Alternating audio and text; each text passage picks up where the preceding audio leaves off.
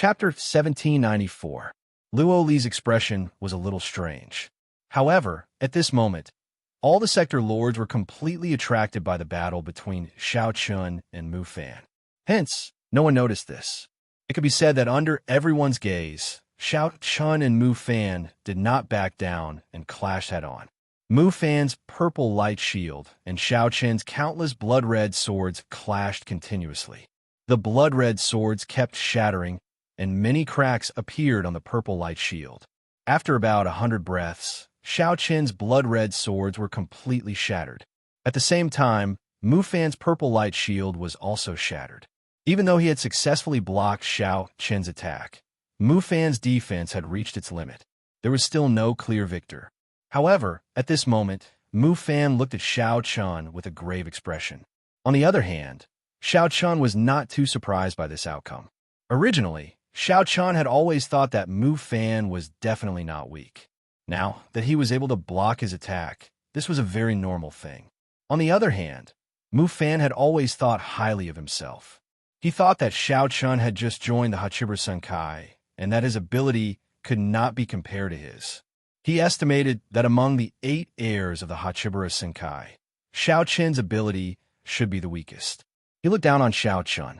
Of course, Mu Fan could not be blamed for this. After all, he had grown up in the Hachibara Senkai and could be considered a legitimate heir. Compared to him, Xiao Chun's situation was more like a bumpkin who had joined the family halfway through his life. Moreover, among the 8 heirs of the Hachibara Senkai, besides Xiao Chun, the other 7 had been fully nurtured by the Hachibara Senkai since they were young.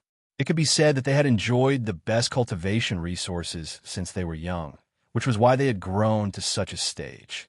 As for Xiao Chun, he obviously did not receive such treatment before. Therefore, it was understandable that Mu Fan thought that he was the weakest among the 8 heirs of Kunlun Field. However, this kind of contempt would no longer exist after today. Xiao Chun had used his own strength to prove himself to Mu Fan. Mu Fan had already displayed his great demonic fox body. It could be said that he had given it his all. However, against Xiao Chun, he was still unable to gain the upper hand.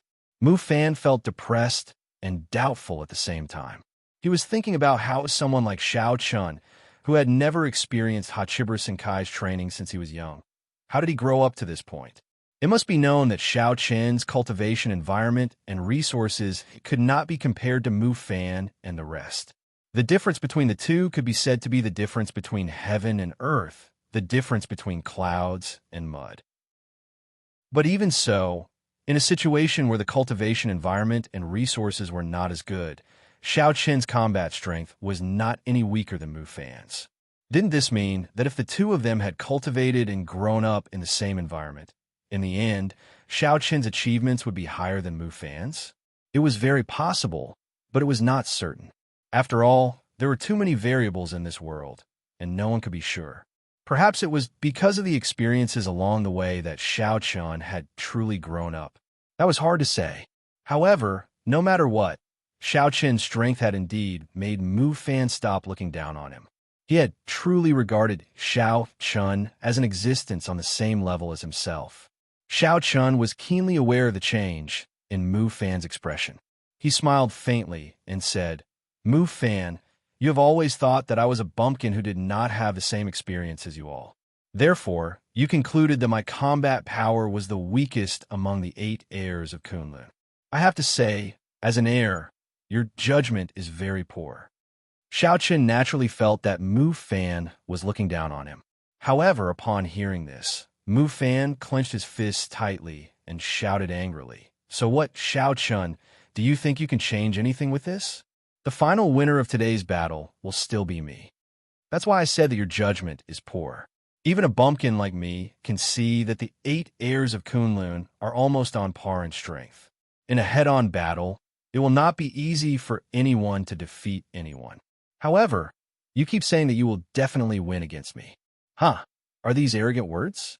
Upon hearing Mu Fan's words, Xiao Chun sneered.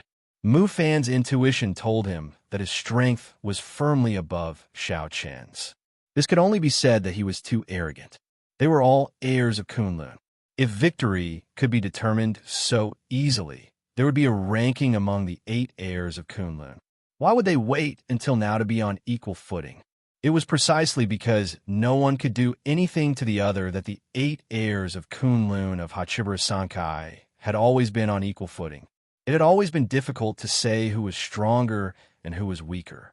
As soon as he finished speaking, without waiting for Mu Fan to reply, Xiao Chun continued, "Forget it. It's useless to say anything more to you. When once we fight, since you think that you can definitely win against me, then let the facts prove it." As he spoke, the sword chi around Xiao Chen's body thickened by another 30%. At this time, the sword chi also changed, as if it was transforming from nothingness to substance. Feeling Xiao Chen's sword chi sharpening once again, Mu Fan frowned slightly. Luo Li, who was hiding in the dark, also trembled violently at this time. He couldn't help but say, "Myriad sword body. This kid actually has the myriad sword body." Hearing Luo Li's words, Yi Xian, Mu Tai, Hong Lian, and the other realm lords were all stunned. Then, their gazes fell on Xiao Chun. Very quickly, they all spoke in shock, just like Luo Li. It really is the myriad sword body. The myriad sword body was recognized by all sword cultivators as the strongest physique. It was the final form of the heavenly sword embryo after it degenerated. In the 8 Desolates world, there were very few people who possessed the heavenly sword embryo, but those who could transform the heavenly sword embryo into the myriad sword body were even rarer. At the very least, in the current 8 Desolates world, no one had heard of anyone who possessed the royal sword body. On the other hand, Xiao Chun had successfully transformed the heavenly sword embryo into the myriad sword body. What was the myriad sword body? It meant that it was a physique that existed specifically for the sword. Those who possessed the myriad sword body, without mentioning anything else, only had one point, and that was the perfection of the sword domain. Just this point alone was already extremely terrifying. Think about it. How difficult was it to increase one's domain power?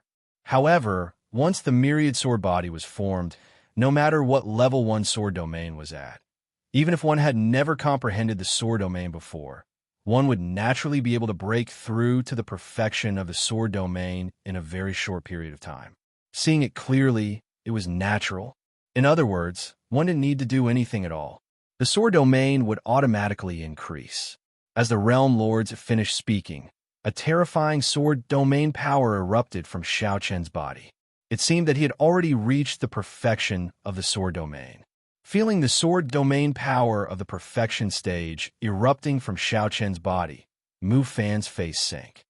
Perfection of the sword domain, begging for collection, begging for monthly votes, begging for recommendations. Chapter 1795. The power of the complete sword realm made Mu Fan fearful. Even Mu Fan was not able to control the power of the complete sword realm. After the power of the sword realm reached the complete sword realm, its power was incomparable to before. As for how Xiao Chen's myriad sword body transformed, the Heavenly Way sword embryo had already started to transform after Xiao Chun had refined the power of all living things and formed the Heavenly Holy Mansion. After he had stepped into the divine state, the Heavenly Way sword embryo had already started to transform. The speed was slow, but after so many years, Xiao Chen's Heavenly Way sword embryo no longer existed. The small golden sword in between his eyebrows had also disappeared completely. It had integrated into Xiao Chen's body, as though it had become one with him. The Heavenly Way sword embryo had successfully transformed into the myriad sword body. The myriad sword body was Xiao Chen's trump card.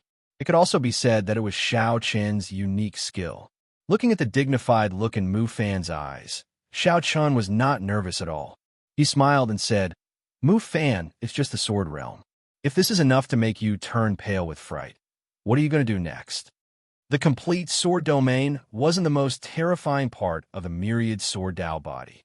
To put it bluntly, the complete sword domain wasn't even worth mentioning to those who possessed the myriad sword Dao body. What could truly display the terror of the myriad sword Dao body was the power of the sword realm. The sword realm was a superpower that could only be displayed by those who had the myriad sword body. It was much more powerful than the sword realm. As soon as he finished speaking, the sharp sword aura around Xiao Chun slowly turned into dustless swords and floated behind Xiao Chun. Moreover, this was not the end. As more and more dustless swords appeared, the place where Xiao Chun and Mu Fan were fighting seemed to be completely sealed off by an inexplicable force. At the same time, blood-red dustless swords appeared in all directions in the space. Surrounded by countless sharp swords, these sharp swords floated in the air in an orderly manner like soldiers. From the countless sharp swords, waves of sharp and chilling sword chi constantly spread out.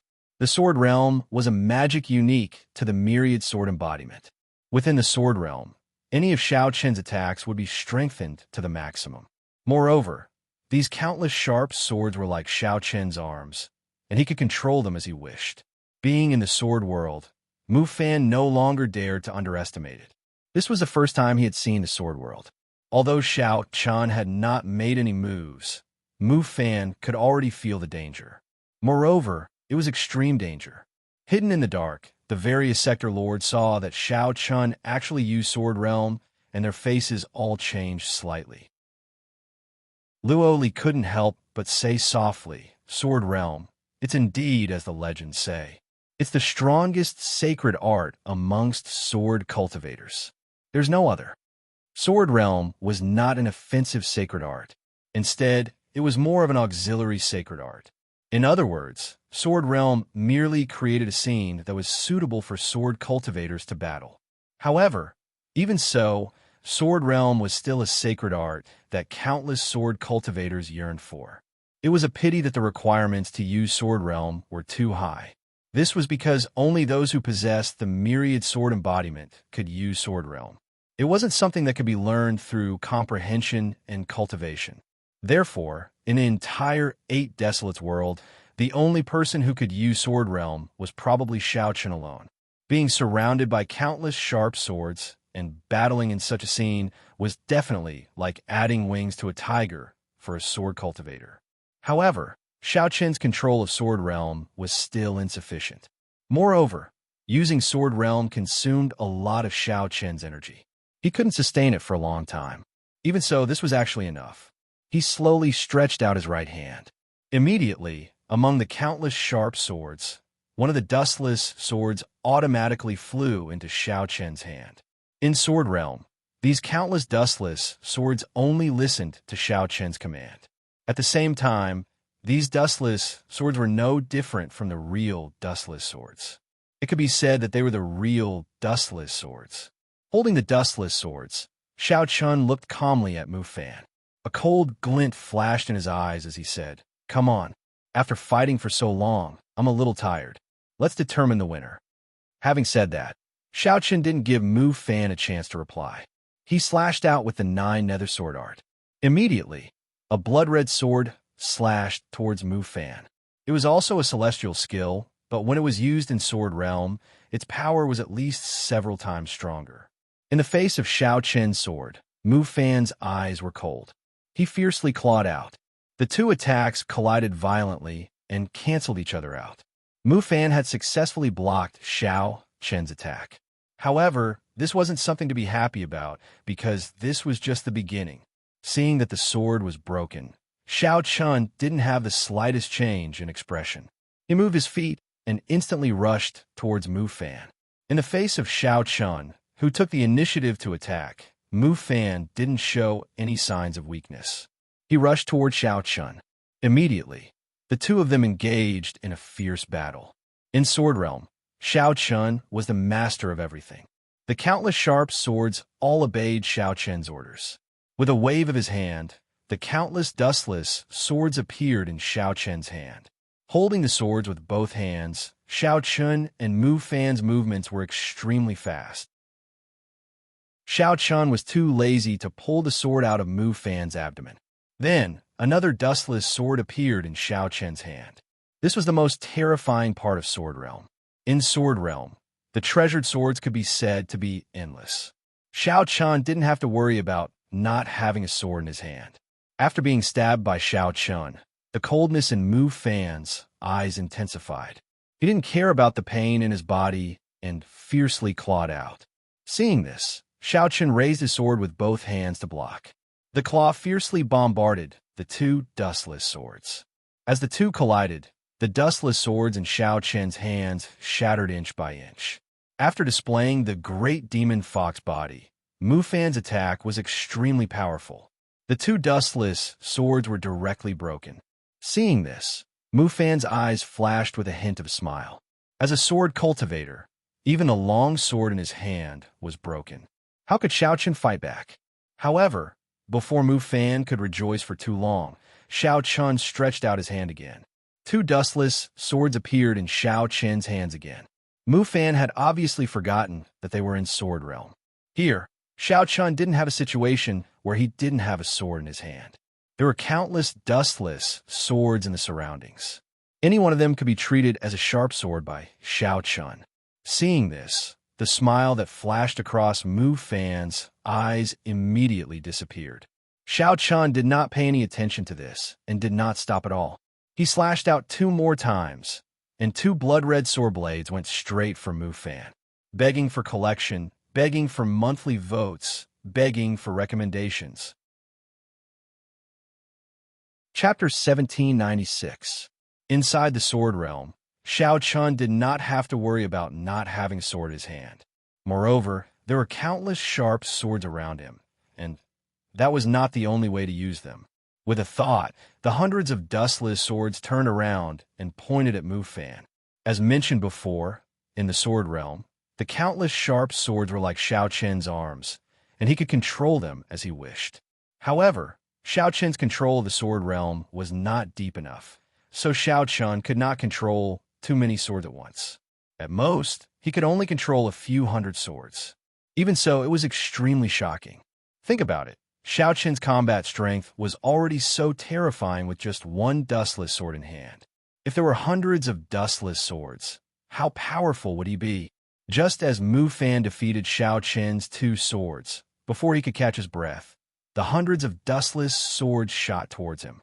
Seeing the hundreds of dustless swords attacking him at the same time, the corners of Mu Fan's eyes twitched unconsciously. The power of these hundreds of dustless swords was definitely not comparable to the sword chi from before. The difference between the two was huge. Facing the attack of hundreds of dustless swords, Mu Fan could not avoid it. He could only take it head-on. With a roar, a purple light shield appeared around Mu Fan again. However, compared to before, this purple light shield was obviously more temporary. Moreover, there were many lines on it that could be seen with the naked eye. Demon Fox Guard, Mu Fan shouted angrily. Then, the hundreds of dustless swords hit the purple light shield fiercely, and the two sides were once again in a stalemate. After more than 100 breaths of resistance, the hundreds of dustless swords were broken one after another.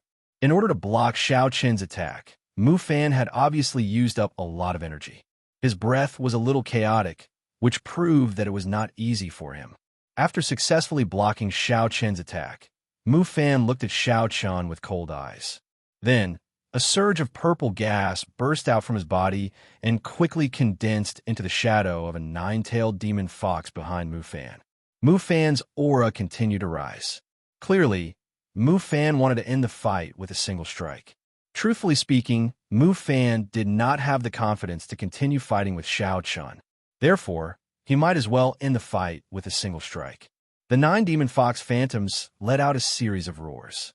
Following Mu Fan's action, the 9-tailed demon fox phantoms, which was thousands of feet in size, also fiercely pressed down on Xiao Chen with its palm.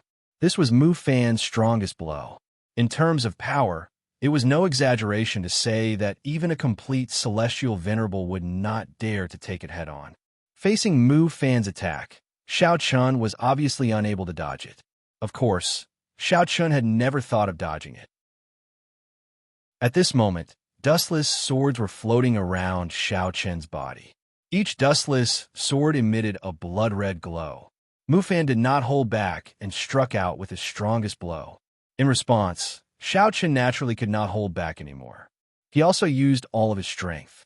More than 300 dustless swords floated around Xiao Chen's body. The blood-red glow almost dyed the entire space red. Shao Chun had not fully mastered the sword realm. It could even be said that Shao Chun could only display 1% of the sword realm's power. In terms of the terrifying sword realm, Shao Chun had only scratched the surface. However, even so, it was enough to make countless sword cultivators envious. The hundreds of dustless swords floating around Shao Chun made Shao Chun look like the Sword Emperor. Everyone could not help but revere him. Both of them intended to end the battle in one move. At the same time, the Hidden Sector Lords did not stand by and watch. Luo Li took the lead. With a stomp of his feet, his figure instantly appeared in between the two of them. Facing their strongest attacks, Luo Li did not seem to do anything. He merely stretched out his palms slowly. Then, Mu Fan and Shao Chen's attacks seemed to have been caught by Luo Li. With a light clench of his hands, the attacks shattered one after another. He easily shattered their strongest attacks. Following Luo Li's intervention, the other sector lords appeared one after another. Then, Mu Tai took the lead and said, "All right, that's enough." Just as Shao Chun thought, the sector lords could not care about these small matters. However, they would definitely not allow Shao Chun and Mu Fan to fight with their lives on the line. In the previous attack, both of them did not hold back at all. If they were to let it go, they might be seriously injured. This was something that the sector lords did not wish to see. Hence, Luo Li stepped in to stop them. The sector lords appeared one after another. Shao Chun and Mu Fan knew that they would not have the chance to attack anymore. Hence, both of them retracted their spiritual energy at the same time. Shao Chen's sword realm slowly dissipated. Mu Fan's great demon fox demon body also disappeared. He returned to his normal appearance. The two of them stopped at the same time. The sector lord smiled. However, at this moment, their gazes involuntarily landed on Shao Chun. The sector lords knew about Mu Fan's great demon fox demon body. Hence, they were naturally not surprised. However, Shao Chun had the myriad sword body and had comprehended the sword realm. This was something that the sector lords did not know before. Hence, they were inevitably surprised. The myriad sword body was definitely not inferior to Mu Fan's bloodline in the eyes of the sector lords. Of course, other than Shao Chun and Mu Fan, the other heirs, such as Guan Hong and Yi Xiao, also had their own trump cards. They were not inferior to the two of them. Myriad sword body. Not bad, not bad. I knew it. Luo Li's judgment is definitely not bad. To be able to become the heir of the seventh realm, Shao Chun can't be simple, Yi Xian said without thinking. Hearing his words, Red Lotus said in annoyance, "Heh, who was the one who said that Luo Li was too reckless and casually appointed an heir of the realm?" Red Lotus didn't give Yi Xian any face at all. Yi Xian wasn't embarrassed at all. He laughed loudly and didn't take it to heart at all. The sector lords were very satisfied with Shao Chen's strength, especially with Shao Chen's myriad sword body.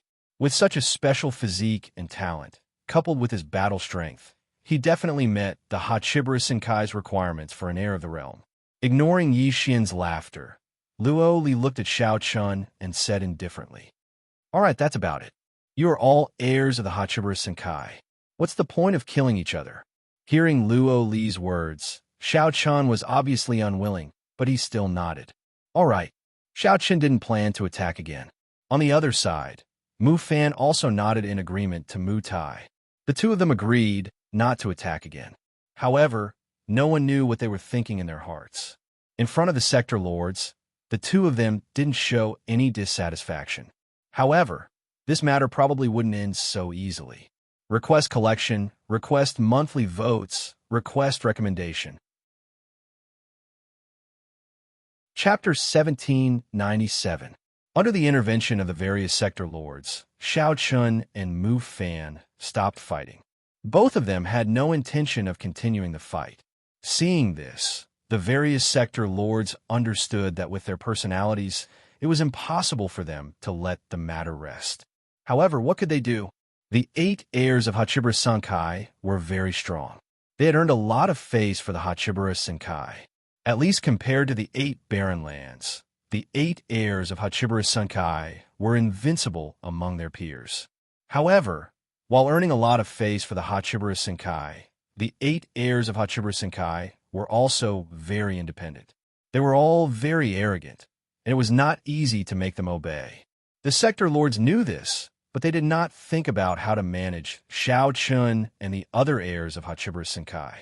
Perhaps in the eyes of the sector lords, people like them who were so talented were born with no scruples. Instead of thinking of ways to suppress them, it was better to let them grow on their own. Sometimes, blindly oppressing them could very well destroy a person's talent and spirit. This was something that the sector lords did not want to see. Therefore, all along, the attitude of the sector lords toward Xiao Chun and the other heirs of Hachibiru Sunkai was very simple. As long as it was not a matter of principle, they would let them do whatever they wanted. After a few words, Mu Fan left under the lead of Mu Tai. After Mu Fan left, in the outside world, after Xiao Chun appeared, Ma Tang and the rest of the strong people from the first realm also chose to leave. Since the sector lords had already stepped in, there was no room for them to make a fuss. They were all smart people, and naturally, they would not go against the sector lords' wishes. With the intervention of the sector lords, the matter seemed to have been resolved satisfactorily. However, in the hearts of Xiao Chun and Mu Fan, they did not think so.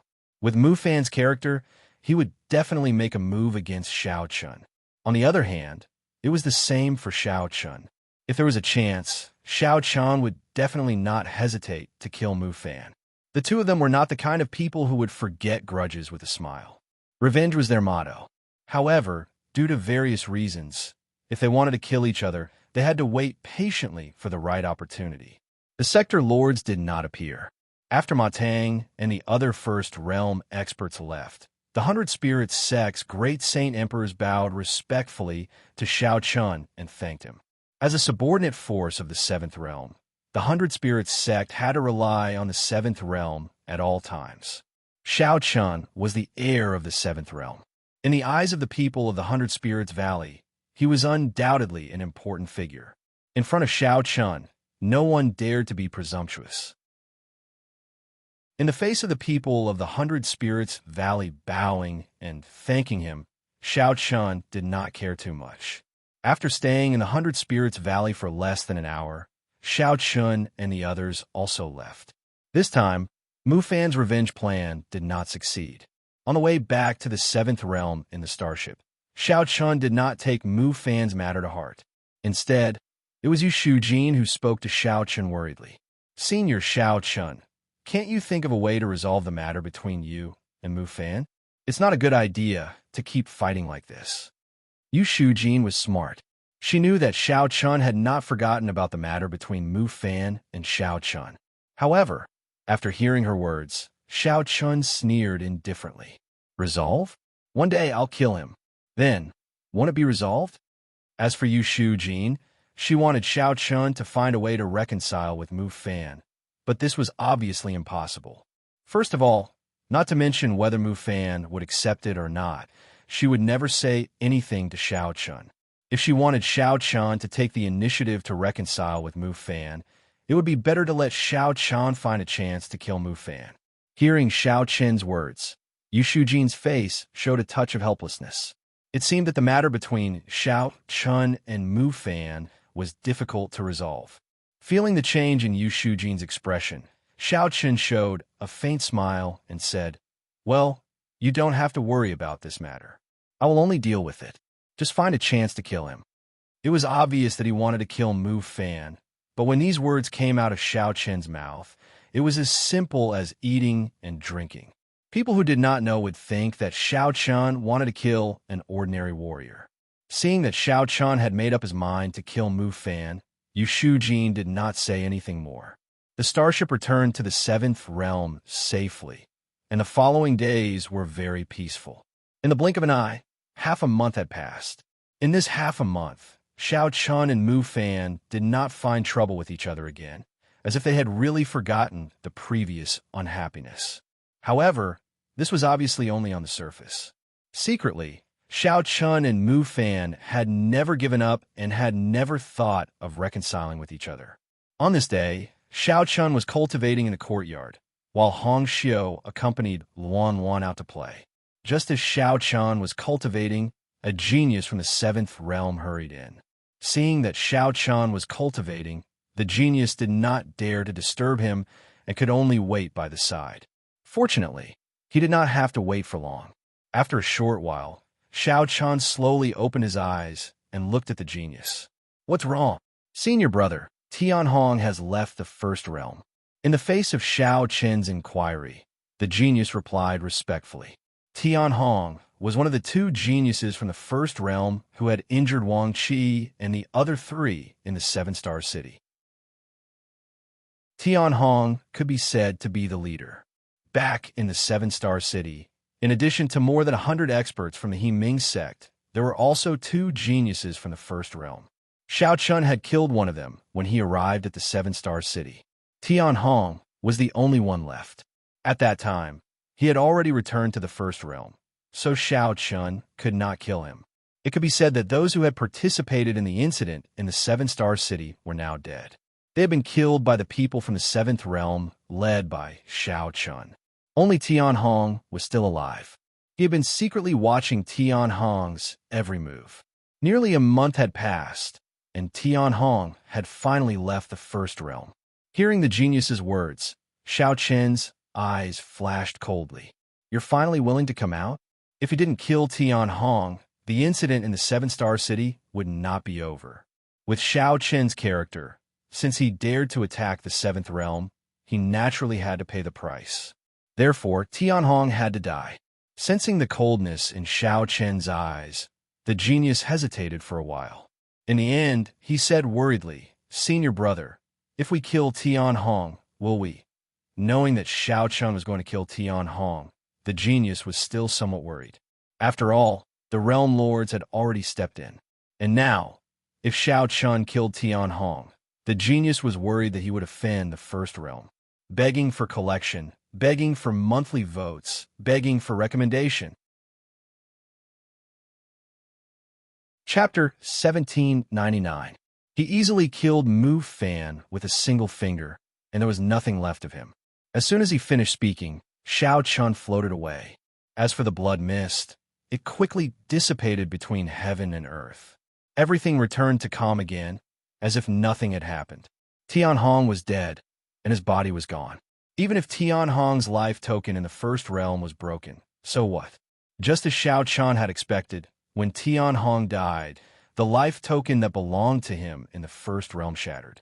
Noticing this, the news quickly spread to Ma Tang. Hearing that Tian Hong was dead, Ma Tang's face changed. His first reaction was that it was the seventh realm. That's right, it could only be the seventh realm. He was sure that this matter was definitely related to the seventh realm and Xiao Chun, but Ma Tang could not make the decision. He could only report the matter to Mu Fan. In Mu Fan's cave, Ma Tang told him about Tian Hong's life token shattering. Hearing this, Mu Fan, who was sitting on the main seat, had a cold look in his eyes. Xiao Chun. Like Ma Tang, Mu Fan immediately thought of Xiao Chun, because in the immortal realm, only Xiao Chun had the motive. People from other forces would definitely not have the guts to kill Ma Tang. After all, Ma Tang was from the first realm. In the Hachibara Sunkai, apart from Xiao Chun and Mu Fan, the rest of the heirs were still in seclusion. Besides, the seventh realm was the only one who had a grudge against the first realm and Tian Hong. Therefore, it must be the seventh realm who did it. It had been nearly a month since the incident in Seven-Star City. Mu Fan thought that both sides should be a little more stable, so Tian Hong was sent out to handle some matters. Who would have thought that Tian Hong would be the one who had just left the Hachibara Senkai? The anger in Mu Fan's eyes burned. He was silent for a while, then he stood up and shouted, "Xiao Chun, I will not let this matter rest." For a long time, Mu Fan was the one who took the initiative to find trouble. It was the same in Seven-Star City and Bailing Valley. However, this time, it was Xiao Chen's turn to take the initiative. It was hard for Mu Fan to swallow his anger. That day, Mu Fan brought his people to the seventh realm. When Mu Fan appeared in the main square with his people, Yu Shujin was the first to arrive. She cupped her hands and bowed to Mu Fan. Yu Shu Jin said calmly, "Senior brother Mu Fan, why have you brought your people to the seventh realm?" Looking at Mu Fan's expression, she knew that he did not come with good intentions. However, Yu Shu Jin still could not be rude to Mu Fan. The reason was simple. Mu Fan was an heir, and this was Hachibura's Senkai. Hearing Yu Shu Jin's words, Mu Fan coldly snorted. Without giving her any face, he shouted, "Who do you think you are? Scram! Let Xiaoqin come out and talk to me." Mu Fan's heart was already filled with anger. Therefore, at this moment, Mu Fan would not show any mercy. When she heard this, a cold glint flashed across Yu Shu Jin's eyes. However, before she could open her mouth, an indifferent voice sounded out. "Oh, why? Do you want to have a fight with me in the seventh realm?" As the voice sounded, Xiao Chun, who had just rushed back to the seventh realm, appeared beside Mu Fan. He was still dressed in a snow-white robe, and his expression was extremely indifferent. His blood-red eyes stared coldly at Mu Fan, and there was no fear in them. Seeing Xiao Chun appear and hearing this, Mu Fan was even angrier. He immediately shouted at Xiao Chun, "Xiao Chun, you killed Tian Hong, didn't you?" Without the slightest nonsense, he asked angrily. However, facing Mu Fan's question, Xiao Chun smiled disdainfully and said, "Are you out of your mind? Who is Tian Hong? I don't know him at all." This kind of thing obviously could not be admitted. Even if everyone was sure that Xiao Chun killed Tian Hong, as long as Xiao Chun did not admit it, and Mu Fan could not find any evidence, Mu Fan could not do anything to Xiao Chun. In fact, Mu Fan was obviously more experienced in this kind of thing than Xiao Chun, because he had done it more than once or twice.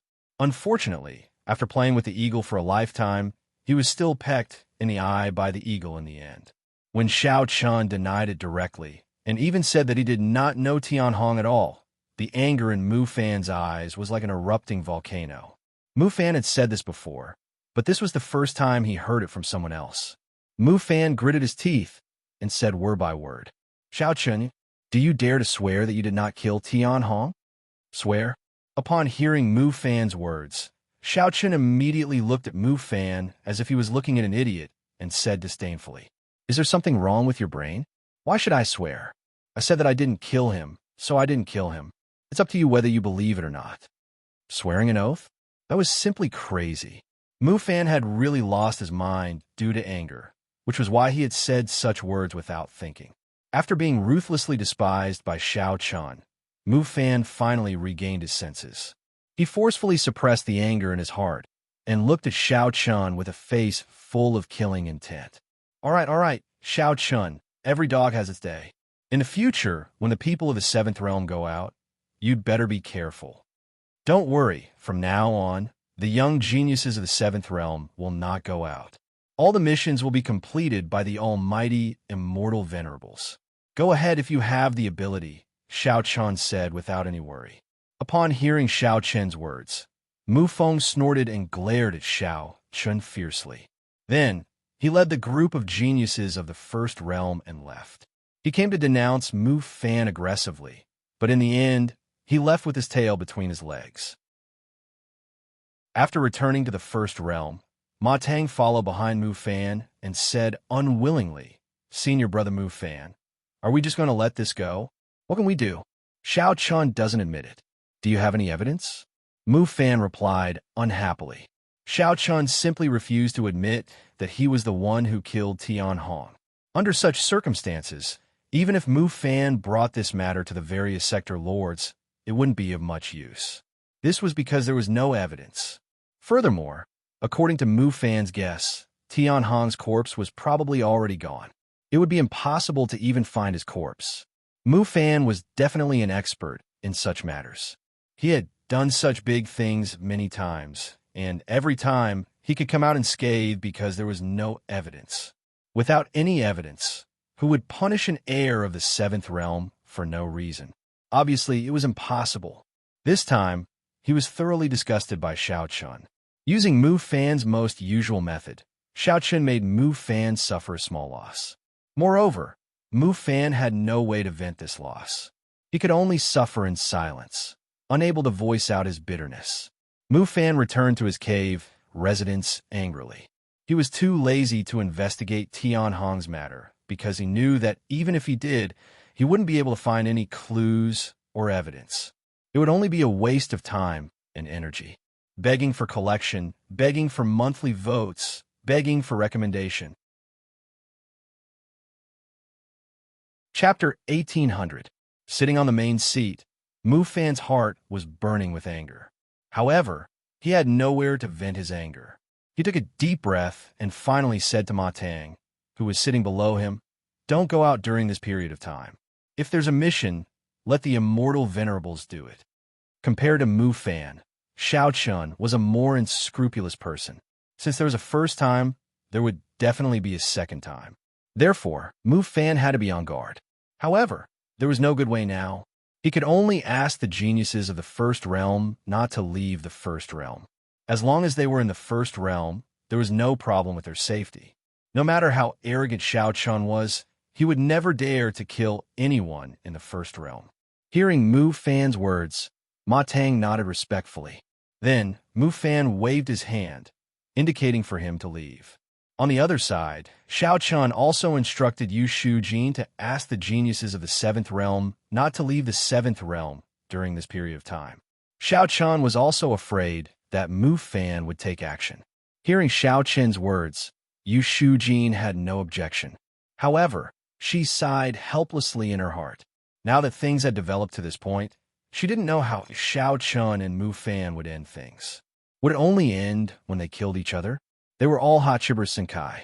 However, under the leadership of Xiao Chun and Mu Fan, the First Realm and the Seventh Realm were like fire and water.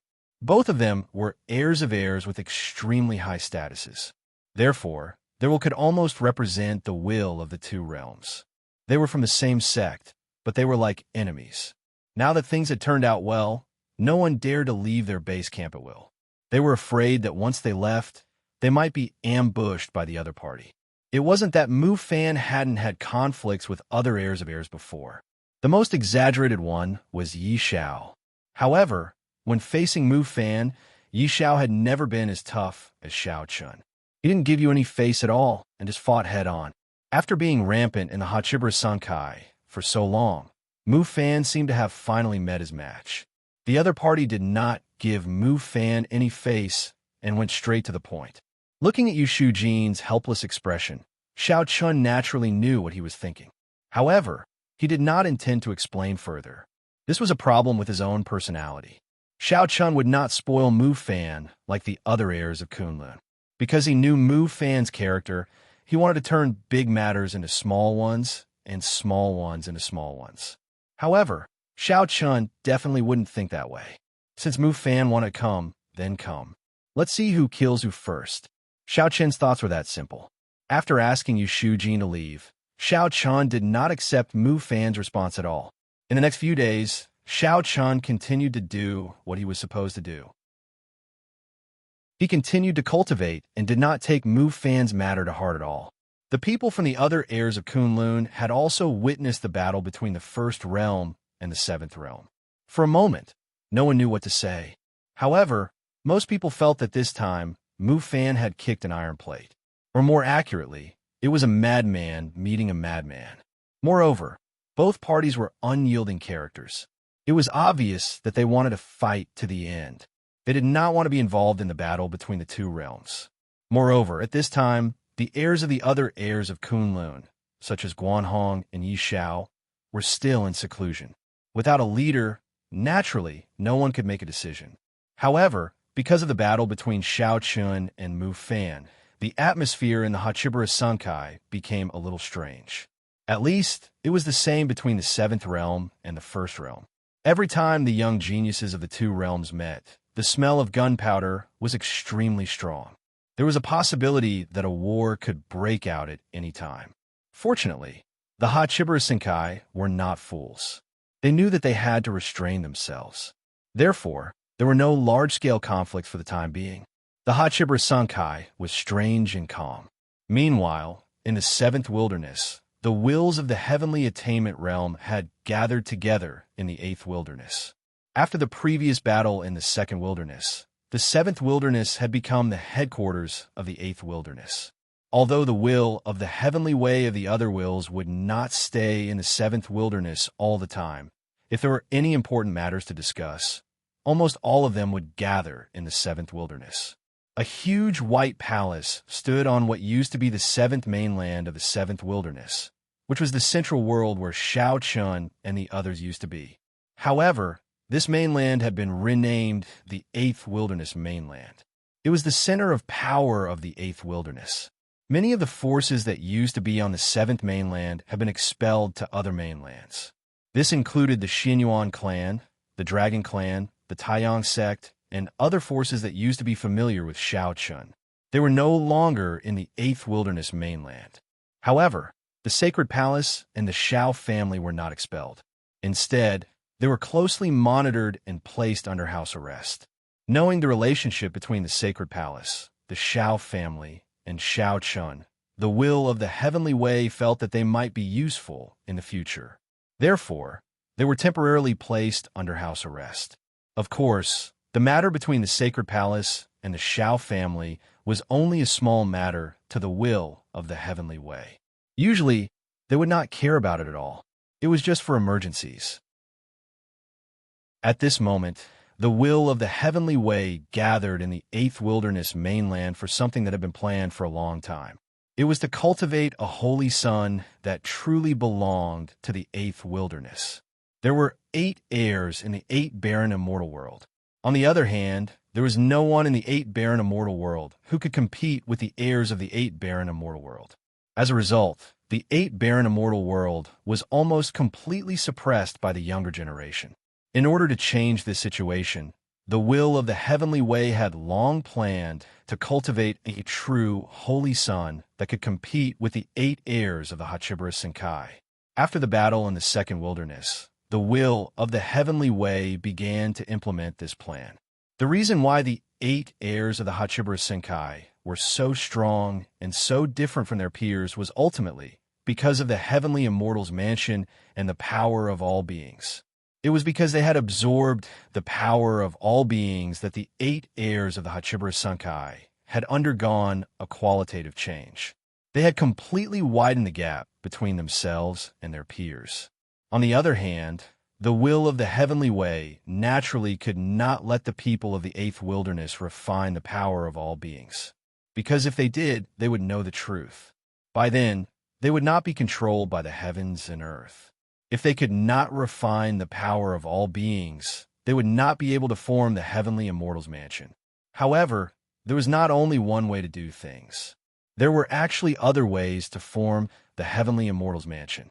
At this moment, the will of the heavenly way was using the second method to cultivate a true holy son that they believed could compete with the 8 heirs of the Hachibara Senkai. Sitting in a circle in the main hall, the will of the heavenly way looked at everyone and said, "How is it? How long do we need to succeed? Please add me to your collection. Please recommend me." Chapter 1801. The will of the heavenly way had always been planning to cultivate a true son of God who could rival the 8 heirs of Hachibara Senkai. It was also the most important thing for the 8 barren lands now.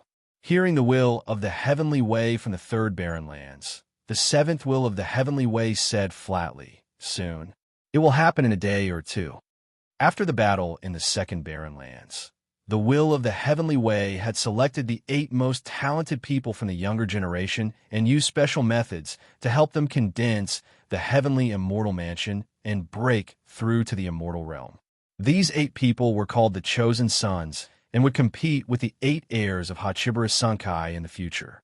In order to help these 8 people condense the heavenly immortal mansion without relying on the power of all living beings, the will of the heavenly way thought of using the origin of heaven and earth and the power of the will of the heavenly way to help them condense the heavenly immortal mansion.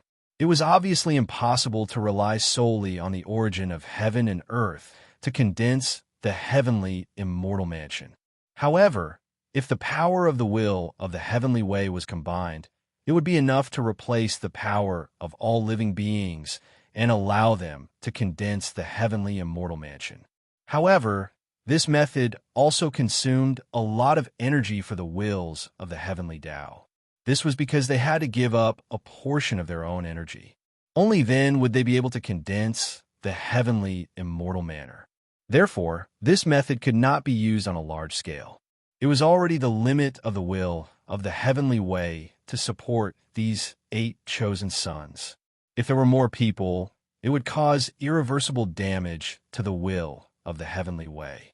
The Hachibara Sankai was thinking about how to refine the power of the will of the heavenly way. On the other hand, the will of the heavenly way was using their own power to cultivate the chosen ones that were specifically targeted at the heirs. After the battle in the Second Wilderness, the battle between Hachibara Sankai and Bang Sankai was getting more and more intense. Although both sides did not make any moves during this period of time and seemed to be very calm, in fact, under this calm, there were surging undercurrents. Both sides were making preparations, preparing for the upcoming great battle. Second Desolate's great battle could be said to be a fuse for both sides. In just 1 or 2 days, the heavens chosen one of the 8 Desolates will be able to successfully come out of seclusion. About 3 days later, on the morning of the 8 Wastelands continent, 8 terrifying auras soared into the sky. Sensing the appearance of these 8 auras, the members of the will of the heavenly way who had been gathered in the main hall all smiled. These overbearing auras were at the level of the immortal realm, but they were comparable to the immortal venerables. Needless to say, these 8 chosen ones must have broken through. After putting in so much effort, they had finally succeeded. The wills of the heavenly ways could not help but let out a sigh of relief. With a single movement, the wills of the heavenly ways appeared in the main square outside the hall in the blink of an eye. At the same time, 8 young figures slowly appeared as well. The 8 young men and women, but each of them had an extraordinary temperament. Looking at the 8 people in front of them, the members of the will of the heavenly way smiled and nodded in satisfaction. These 8 people were the opponents of the Hachibara Senkai's 8 heirs. Of course, with their current strength, they were still unable to compete with the 8 heirs of the Hachibara Senkai. Of course, this was not important because the realm lords were going to use a secret technique to help them improve their cultivation. Using a secret technique to help these 8 people improve their cultivation was actually not the best way. It was somewhat like pulling up seedlings to help them grow. However, there was not enough time. Moreover, it was unrealistic to let them cultivate on their own to catch up with the 8 heirs of the Hachibara Senkai. After all, both sides were extremely talented. While one was cultivating, the others were also cultivating. Therefore, it was indeed unrealistic to rely on their own strength to catch up with the 8 heirs of the Hachibara Senkai. Either they had a heaven-defying opportunity, or they had to use some special means to catch up with the 8 heirs of the Hachibara Senkai. Seeing this, the will of the heavenly way bowed respectfully to the members of the will of the heavenly way. Seeing this, the 7th Baron spoke first. No need to be so polite. From today onwards, you are the chosen children of the 8 Baron world. I hope that you will not disappoint the people of the 8 Baron world. If you meet the heirs of the Hachibara Sankai in the future, you must let them know the power of the 8 Baron world. It could be said that the members of the will of the heavenly way coveted the 8 people. Hearing this, the 8 people nodded in unison. In order to fight against the Hachibara Senkai, the 8 Baron world had indeed done everything possible. At this moment, if Xiaoqin were here, he would definitely be shocked. This was because 4 of the chosen children were people he knew. The Divine Lord, Tian Mushi, Long Yang, and Chun Yu had all been chosen to become the chosen children of the 8 Baron world. Now, their cultivation had all broken through to the immortal realm, and they had successfully condensed the heavenly immortal mansion. The 4 of them had become the chosen children of the 8 Baron world. In the future, they would definitely meet Xiao Chun on the battlefield. He just didn't know how they would feel when they met again. Unaware of the actions of the 8 Baron world, Xiao Qin's days in the 1st Baron Immortal Realm were very peaceful. For the time being, Mu Fan didn't come looking for trouble.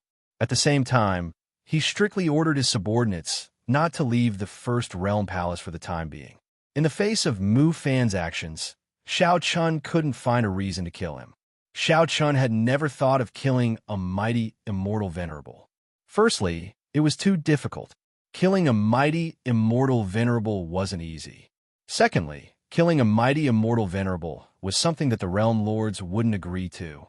It was a rare moment of peace, and Shao Chun enjoyed it very much.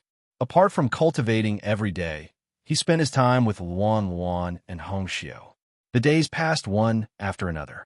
On one particular day, Shao Chun, who had been training, suddenly sensed a violent aura emanating from the courtyard where the wine Taoist was staying. The pressure of this qi was extremely terrifying. As soon as it appeared, all the maids in Shao Chun's cave couldn't help but kneel down and support him. Looking at the courtyard where Wine Taoist lived, Shao Chun's eyes flashed with a hint of a smile. Wine Taoist had broken through.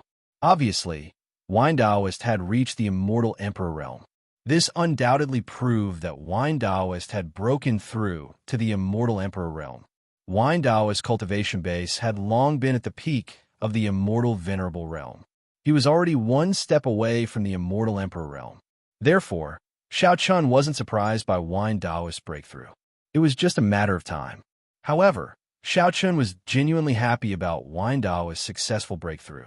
Once he broke through to the immortal Emperor realm, he would truly become the core force of the Hachibara Senkai. He would be able to become an elder of a realm with a high position and authority, begging for collection, begging for monthly votes, begging for recommendation. Chapter 1802. The commotion caused by the breakthrough of the immortal Emperor realm was huge. Therefore, Shao Chun wasn't the only one who noticed Wine Taoist's breakthrough.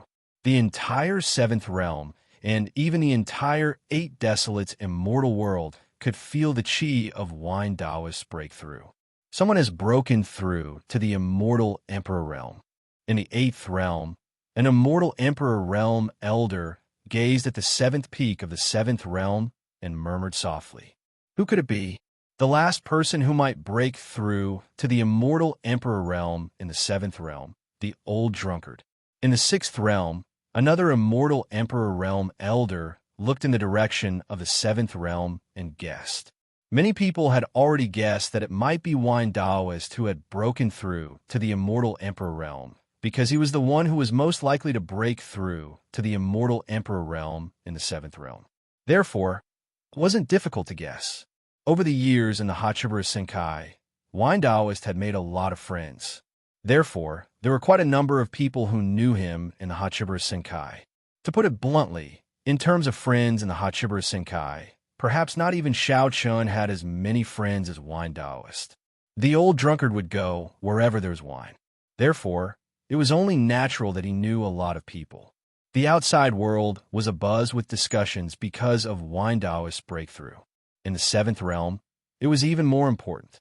Less than 100 breaths of time after the qi of Wine Taoist's breakthrough appeared, Li Qiu and two other immortal Emperor Realm elders of the Seventh Realm rushed over.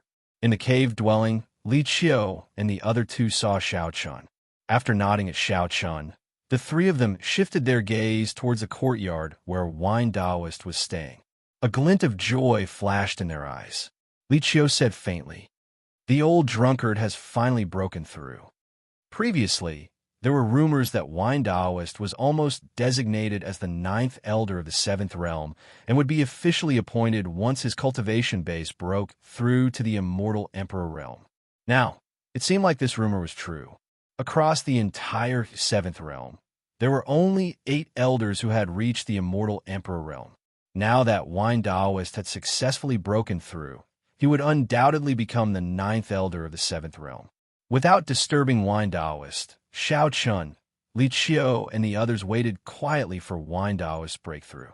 However, breaking through to the immortal Emperor realm wasn't easy.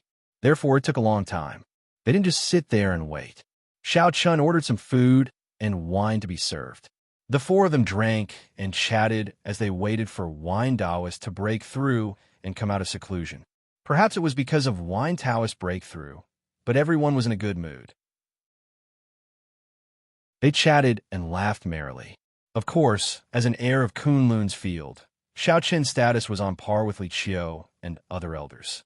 Thus, he did not feel restrained at all when drinking with the four of them. He was very relaxed. After 3 whole days, Wine Taoist's breakthrough aura slowly receded. As the aura receded, Wine Taoist's breakthrough should be complete. Sure enough, around 2 hours later, Taoist wine had successfully broken through and emerged from his closed-door cultivation. When he saw Taoist wine, who was already at the immortal emperor realm, appear before him, it was still Xiao Chun who took the initiative to stand up and congratulate him. Old drunkard, you've finally broken through to the immortal emperor realm. Xiao Chun rarely called Wine Taoist master. Of course, Wine Taoist didn't like it either. When he heard Xiao Chun's words, Wine Taoist scolded him with a smile. You're just a little brat. There's wine? Ha. You're really filial to your master. You just broken through and you've already prepared a banquet. Not bad, not bad. You didn't waste master's effort in cultivating you. Wine Taoist's eyes lit up when he saw the fine wine. As soon as his voice fell, he didn't wait for Xiao Chun to reply. He directly sat down on Xiao Chun's seat, picked up Xiao Chun's wine cup, and started drinking. Naturally, there was no need for him to be courteous with Xiao Chun. Regarding this, Xiao Chun wasn't displeased at all. Since his seat was occupied, Xiao Chun had no choice but to find another seat and sit down. Then, he watched Wine Taoist drinking heartily. After 3 rounds of wine, Wine Taoist was drinking to his heart's content. At the same time, Li Qiu also said with a smile, Old drunkard, now that your cultivation base is at the immortal emperor realm, I reckon that in a few days, the elder's appointment will be announced. Breaking through to the immortal emperor realm and becoming an elder was something that was set in stone. However, Wine Taoist didn't care about this at all.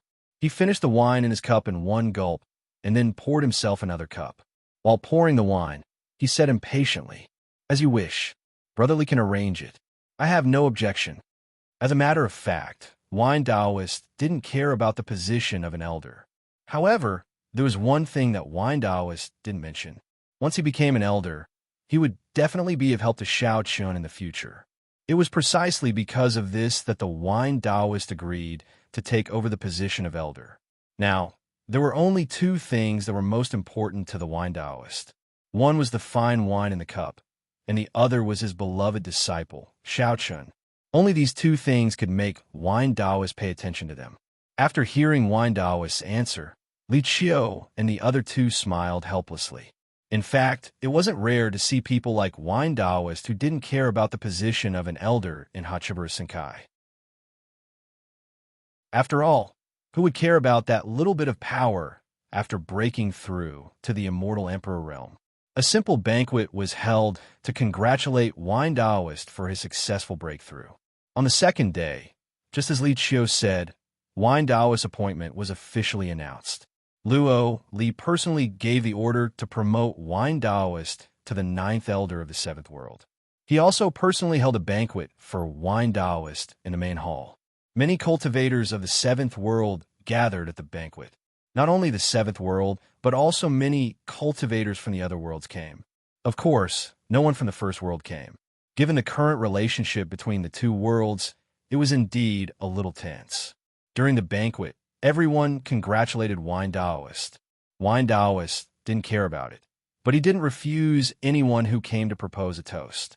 Looking at the smiling face of Wine Taoist, who was surrounded by the crowd, Xiao Chun, who was sitting with Hong Xiu, also revealed a faint smile.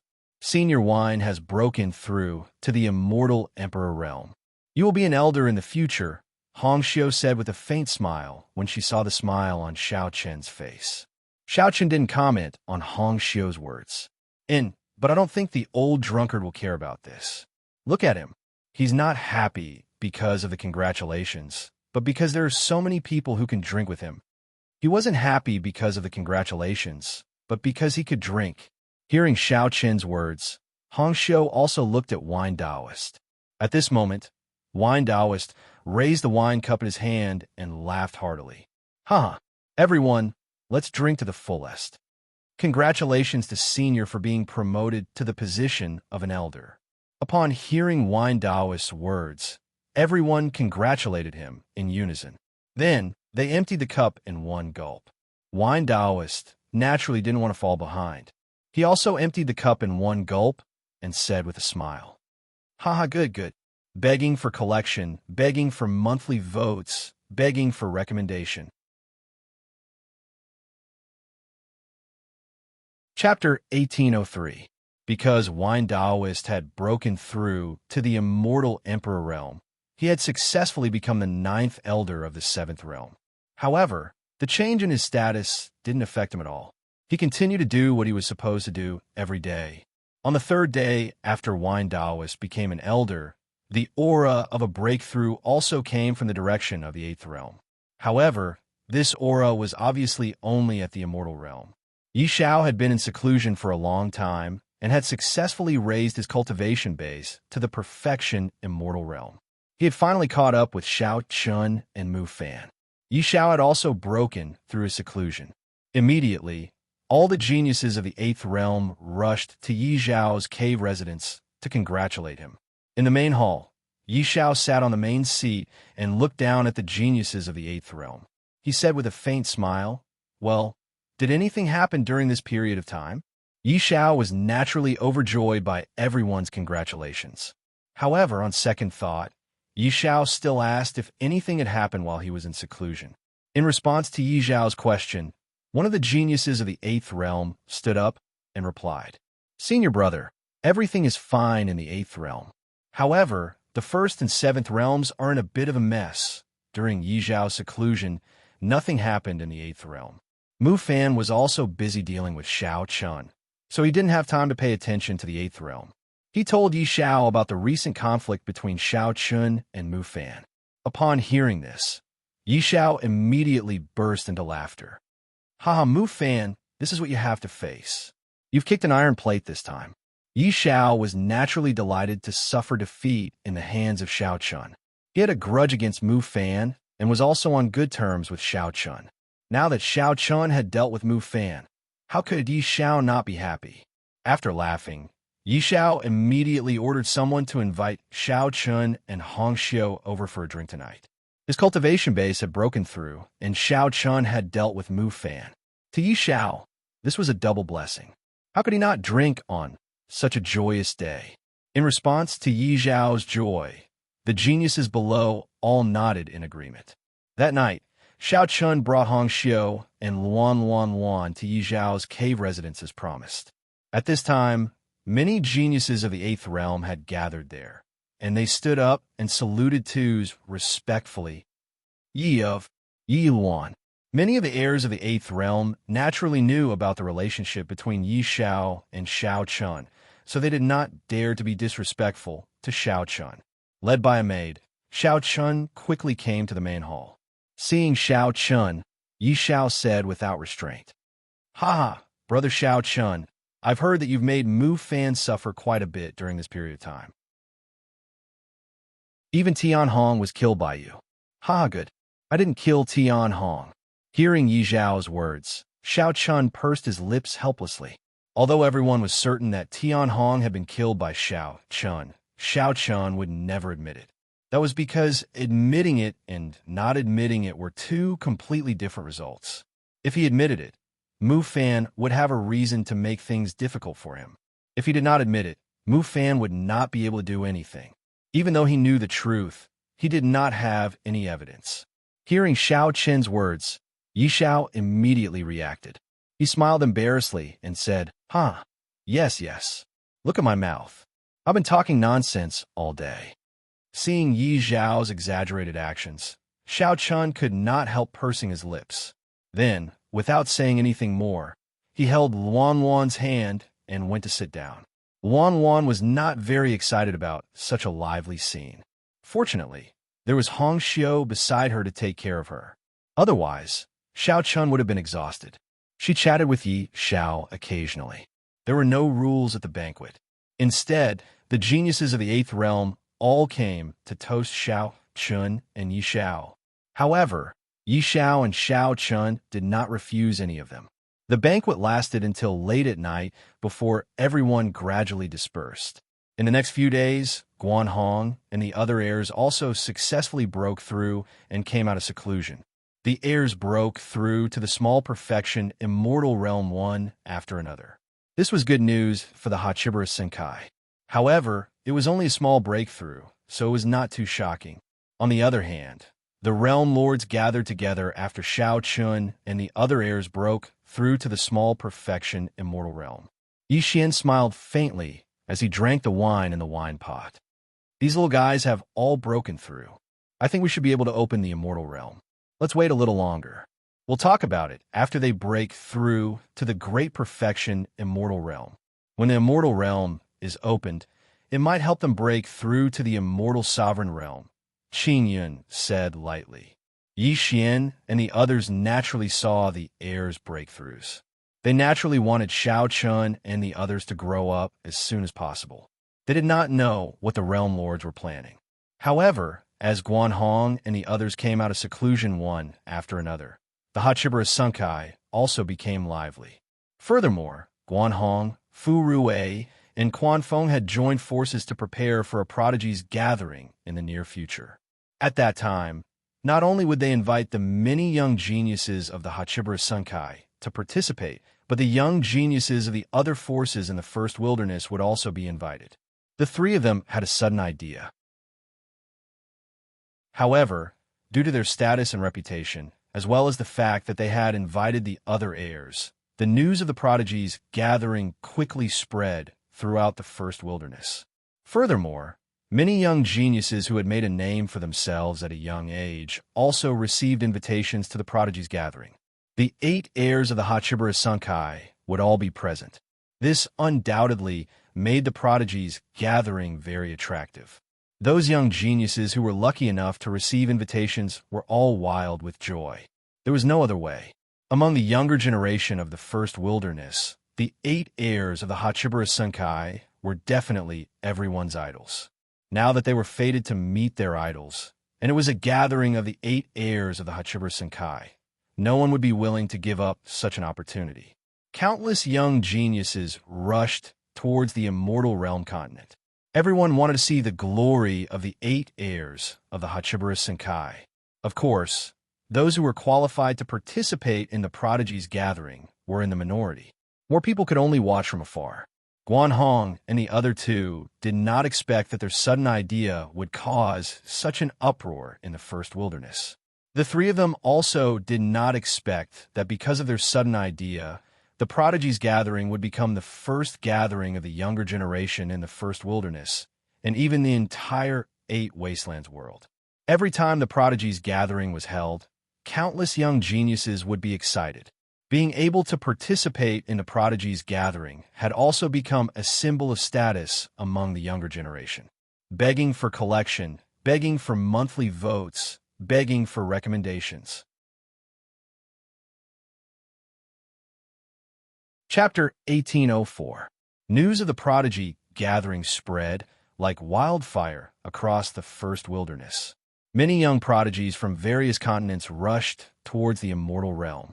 On a tall mountain, 2 young men stood facing each other. One of them smiled and waved a golden invitation card in his hand. Brother Wang, I receive an invitation to the prodigy gathering. This time, I can finally see the true faces of the 8 heirs. Ha! Brother Chung, do you think you're the only one who received it? I'm not that talented, but I also receive an invitation to the prodigy gathering. Hearing this, the other young man took out an identical golden invitation card and waved it with a smile. The 2 of them came from different forces, but they were both the number 1 of the younger generation in their respective forces. Moreover, their forces were not weak. Both of them were lucky enough to receive an invitation to the prodigy gathering. Seeing this, they smiled at each other and said, "All right, then let's go to the immortal realm together." As the saying went, the kind of people made the kind of friends. Everyone had their own social circles. Within the First Wilderness, many of the young geniuses actually knew each other. Even if they had not met before, they would definitely have heard of each other's deeds and names. Therefore, such a scene could be seen everywhere in the First Wilderness. Young prodigies who were lucky enough to receive an invitation to the prodigy gathering rushed towards the immortal realm in groups of 3 to 5 or in groups of 2. Regarding this matter, all the major sects in the first wilderness were incomparably supportive. After all, who would object to using this opportunity to interact with the 8 heirs of the Hachibara Senkai? The commotion of the prodigy gathering swept across the first wilderness. As the organizers Guanhong, Fu Rui, and Quan Feng, the 3 of them were also somewhat surprised. Originally, the 3 of them had just wanted to hold a prodigy gathering for fun. They definitely did not expect it to cause such a huge commotion. Of course, the 3 of them had underestimated the status of the 8 heirs of the Hachibara Senkai in the hearts of the younger generation. Being able to see the 8 heirs of the Hachibara Senkai together would definitely make the younger generation extremely excited. Things were a little out of their expectations, but fortunately, Guanhong and the other 2 quickly responded. They no longer treated the prodigy gathering as a game and began to treat it seriously. With the 3 of their statuses, it was actually not difficult for them to organize a grand event if they were serious about it. In the past few days, the 3 realms had been extremely busy. They had already changed their original plan of just casually inviting a few people to participate. According to the 3 of them, since they were going to do it seriously, those who had the right to participate in the event definitely could not be people who were just going to make up the numbers. Therefore, the previous name list was completely nullified, and the new young geniuses had to be the real deal. First of all, their reputation could not be weak, and they also had to have sufficient talent and strength. After continuous screening, people were constantly eliminated, but at the same time, new people were successfully ranked and received invitations from the prodigy gathering. With the status of the Hachibara Senkai in the first wilderness, it was actually not difficult for them to investigate a person. Therefore, within the first wilderness, those young geniuses who were famous, talented, and strong all received invitations to the prodigy, gathering one by one. It could be said that no one was left out. Of course, those who were not qualified were completely unable to fish in troubled waters, because the prodigy gathering would be heavily guarded.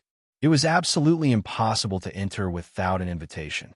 Other things were not a big problem for the 3 of them, but now there was a problem placed in front of them.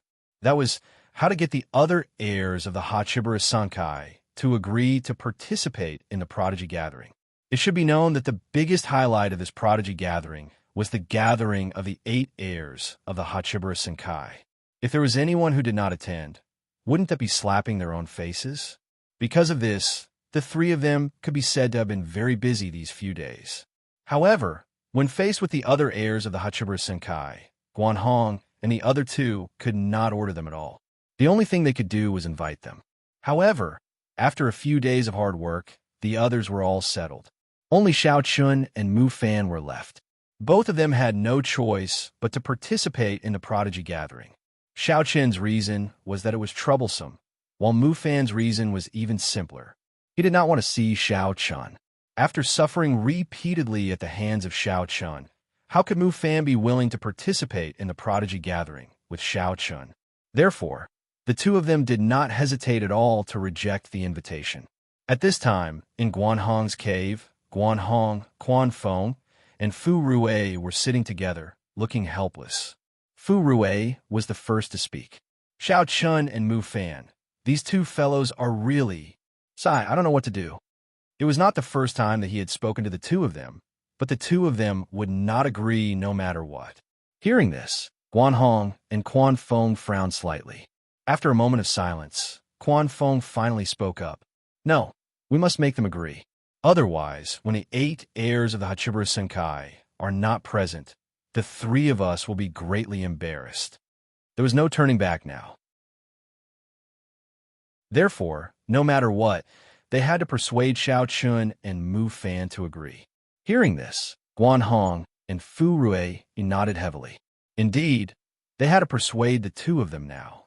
A look of determination flashed across Fu Rui's eyes. He looked at Guanhong and Quan Feng and said, "In that case, I will still be responsible for Xiao Chun. The 2 of you only need to think of a way to persuade Mu Fan." "Can you do it alone?"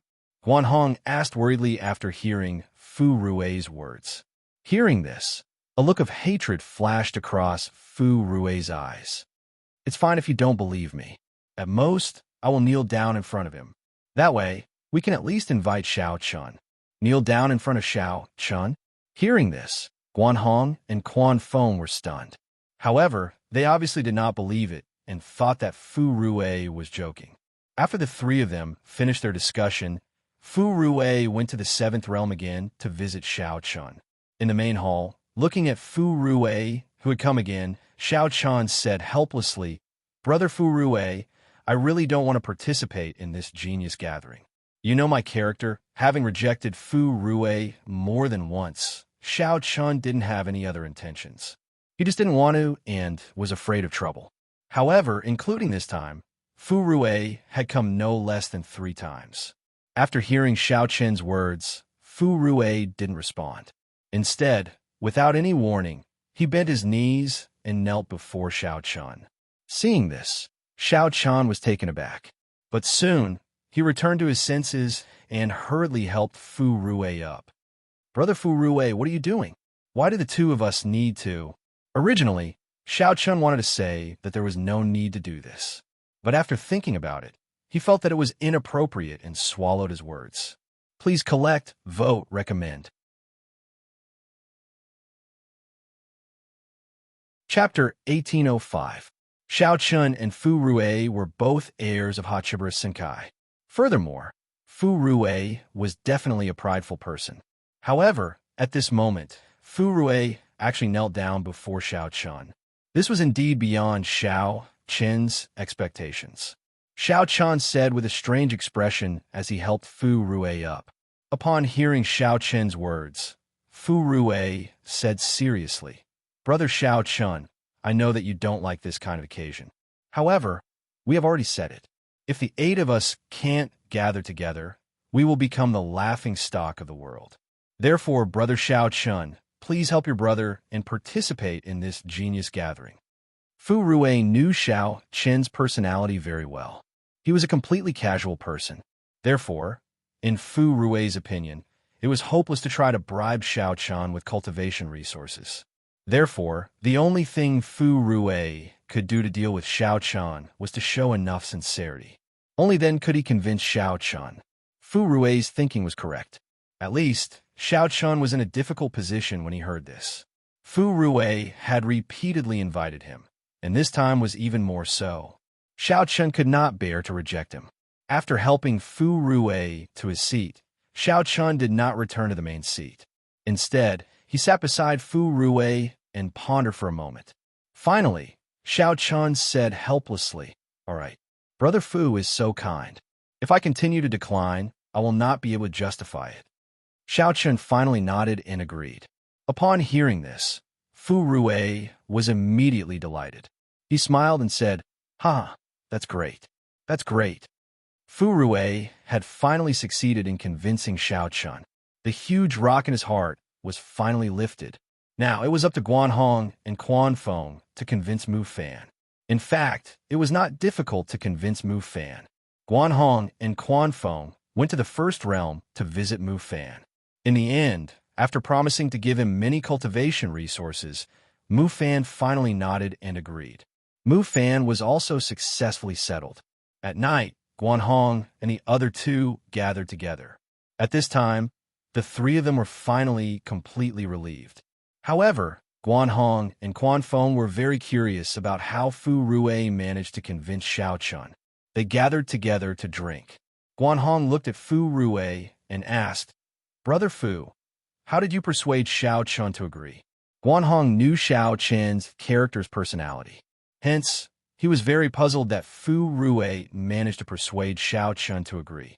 However, Fu did not answer to Guanhong's question asked. Fu Rui had no intention of answering his question.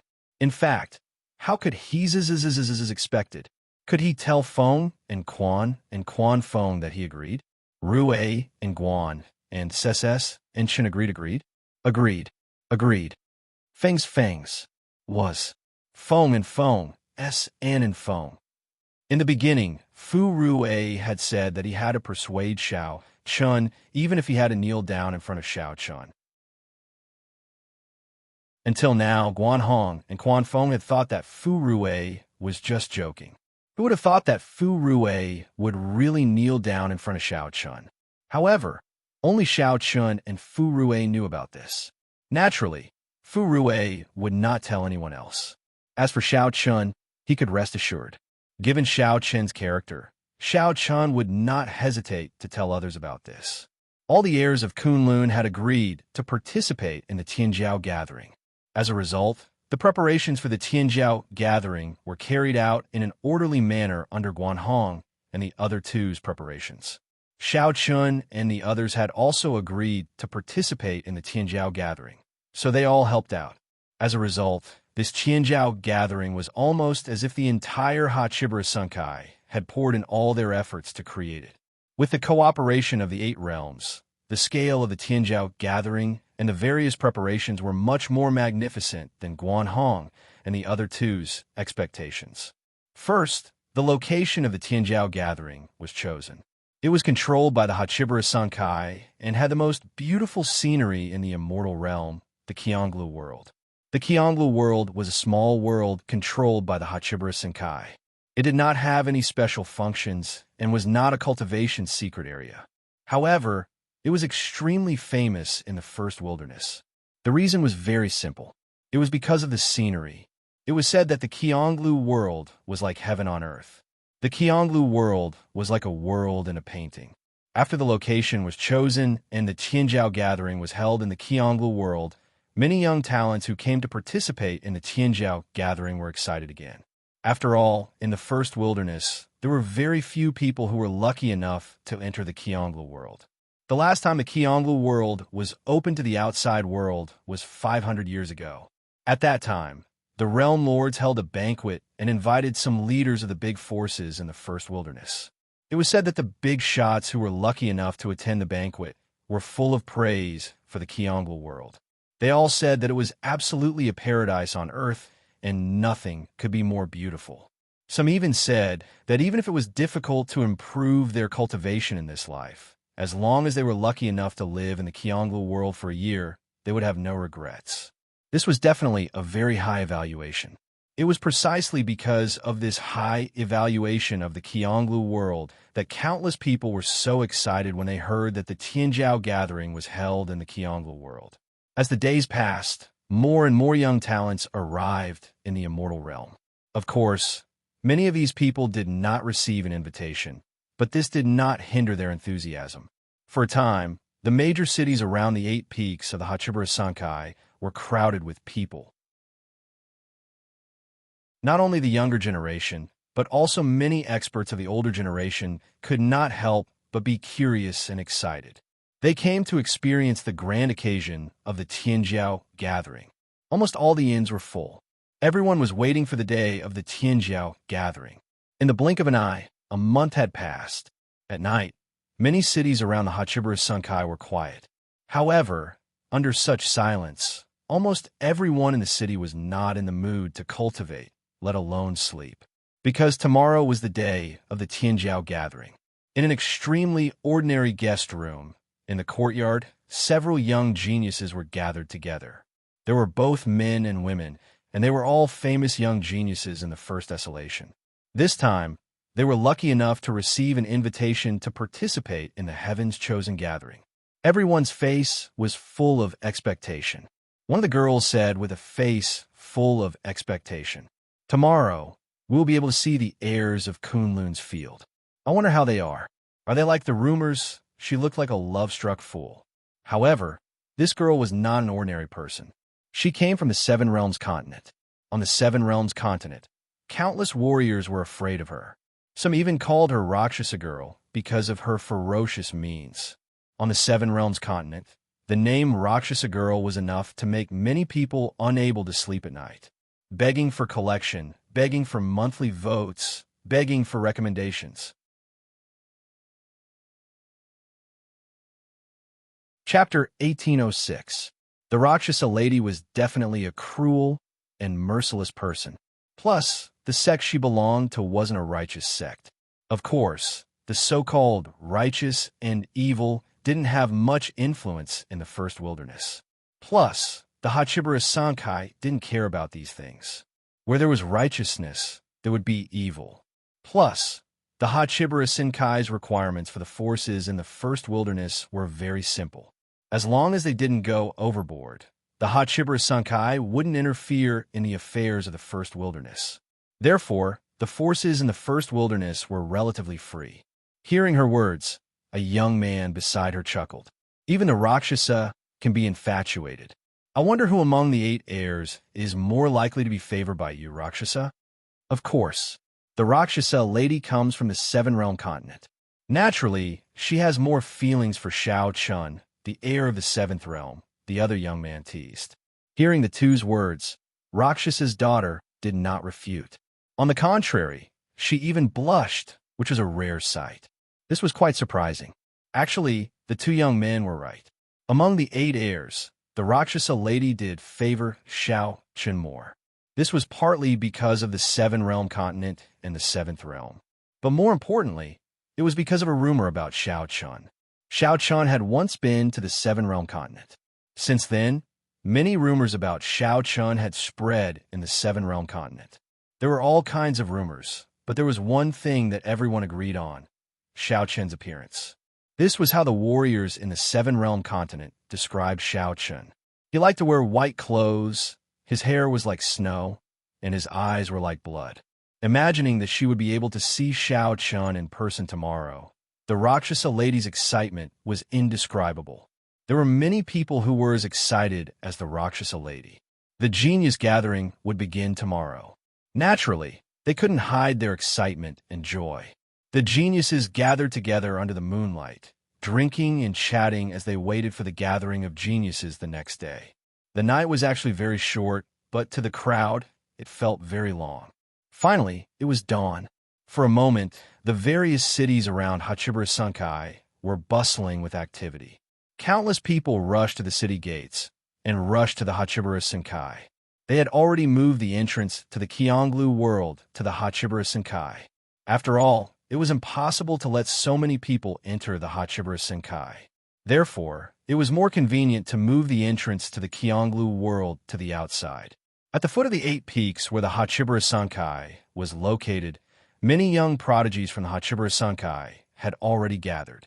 At the same time, a light door slowly opened, guarded by the crowd. The light gate, that was shining with a soft golden light, was the entrance to the Jade Pavilion world. Many young prodigies from the 8 realms had gathered here to maintain order. The sky had just brightened, but people had already arrived one after another. However, in front of so many young prodigies from the Hachibara Sankai, no one dared to do anything. What a joke! Although the people who came this time were the lucky young prodigies from the first wilderness, in terms of strength, anyone from the Hachibara Sankai would not be weaker than them. They entered the Jade Pavilion world patiently and orderly. Of course, the only way to enter the Jade Pavilion world was to have an invitation. Moreover, the invitation was made by the Hachibara Sankai, and there was no way to copy it. Almost 1 million people had gathered here, but there were less than 10,000 people who had an invitation. Countless pairs of eyes stared at the young prodigies who were holding the invitation in their hands, preparing to enter the Jade Pavilion world. Their eyes were shining with greed. Unfortunately, no one dared to snatch the invitation. After all, this was the foot of the mountain of the Hachibara Sankai. If anyone dared to make a move here, no matter how many lives they had, they would not be able to survive. Since they could not snatch the invitation, some people with extraordinary statuses who were not qualified to receive the invitation could only buy it at a high price. Anyway, the Hachibara Sankai did not recognize people who received the invitation. As long as they had the invitation, they could participate in this prodigy gathering. Many people had gathered in front of the young prodigies who had received the invitation. There were even many experts of the older generation who could not help but bid for the invitation in their hands. "Brother, I am the young master of the Qian family from the immortal world. Can you transfer this invitation to me? I will not let you suffer a loss." A fat, luxuriously dressed young master stopped a young man who was holding an invitation and was about to enter the Jade Pavilion world, and said with a smile. However, upon hearing his words, the young man snorted coldly without hesitation. Scram! Wanting to use money to buy the invitation to the Prodigy Gathering was simply a retard. Did he not think that this invitation could be measured with money? It was no exaggeration to say that in the eyes of many young prodigies, this seemingly ordinary invitation was a priceless treasure. In the face of the young man's snort, the young master of the Qian family said with a cold expression, "Friend, I am the young master of the Qian family. Are you looking down on the Qian family?" "Qian family? Not to mention you are the young master of the Qian family. Even the head of the Qian family would not dare to show the slightest disrespect in front of me. Today, I am in a good mood and do not want to fight." Scram! Hearing this, the young man said coldly. After saying that, the young man did not give the young master of the Qian family a chance to reply and strode away.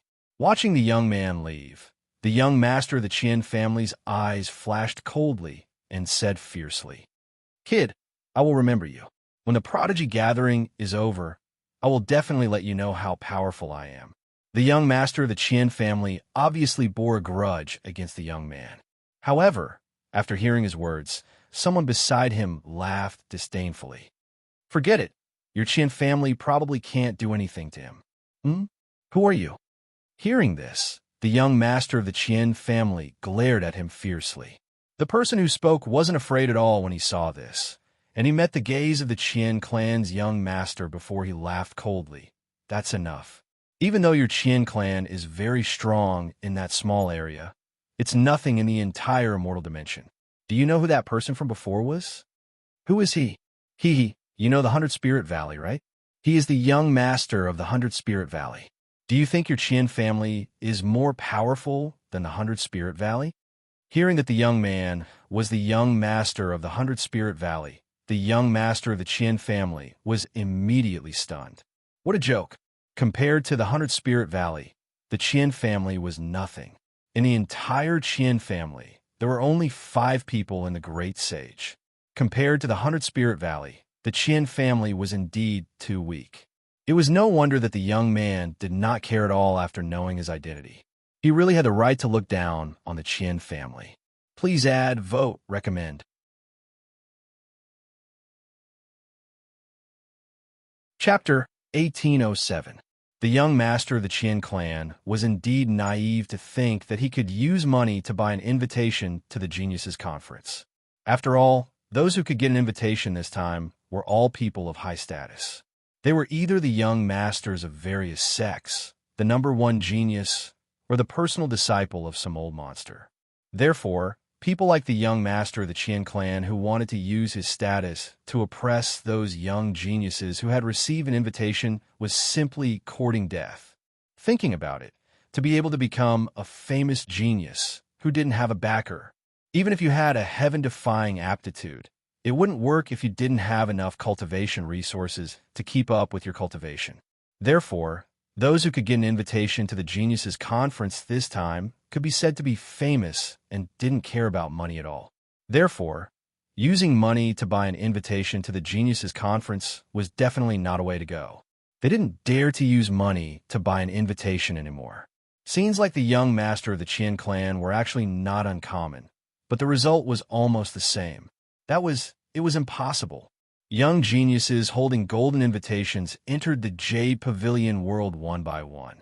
At this time, on the other side of the golden light door, some young geniuses who had already entered the Jade Pavilion world couldn't help but sigh. It was indeed worthy of the title of the most beautiful scenery in the first wilderness. The scenery in the Jade Pavilion world was indeed relaxing and refreshing, making people feel as if they had stepped into the real immortal world. As far as the eye could see, the entire world of the Jade Pavilion was filled with greenery. There were many small mountains scattered around. These mountains were not very tall. Rather than calling them mountains, it would be more appropriate to call them small mounds of earth. Furthermore, in between these short mountains, there were streams that slowly flowed past. Green grass covered the ground, and green bamboos formed shade. There was also a mirror-like jade blue sky, as well as pure white clouds that could be said to be within one's reach. Everything felt so serene and tranquil. Being in it, it was as if one's state of mind had become tranquil, unwilling to pay attention to the disturbances of the outside world, only wanting to be free and unfettered in the fields. No wonder someone once said that even if one couldn't make any progress in his life, as long as he could live in the Jade Pavilion world for a year, it would be enough for this life. Indeed, the beautiful scenery in the world of Jade Pavilions was enough to make one forget to leave. There were already maids waiting at the entrance. These maids were temporarily transferred from the Hachibara Senkai. Because they were maids of the Hachibara Senkai, every one of them was extremely beautiful. If they were placed in the outside world, they would not lose out to the young ladies of the big families or sections. Their temperament and appearance could be said to be the best of the best. Furthermore, they were extremely well-mannered. Just by looking at these maids, it was not difficult to see how powerful the Hachibara Senkai was. If these maids were placed in other great saint sects, they could definitely become core disciples. However, they would rather be maids in Hachibara Senkai than become core disciples in those great saint sects. The reason was simple. Even if she was just a maid of the Hachibara Senkai, her treatment was far better than that of a core disciple of a supreme saint sect. It had already been set up in the center of the world of Jade Pavilions. Seemingly simple but beautifully shaped pavilions were arranged in an orderly manner, forming a circle. A clear stream flowed through the pavilions, surrounded by green mountains in the distance. At this time, the young geniuses who were lucky enough to be invited had already gathered here in twos and threes.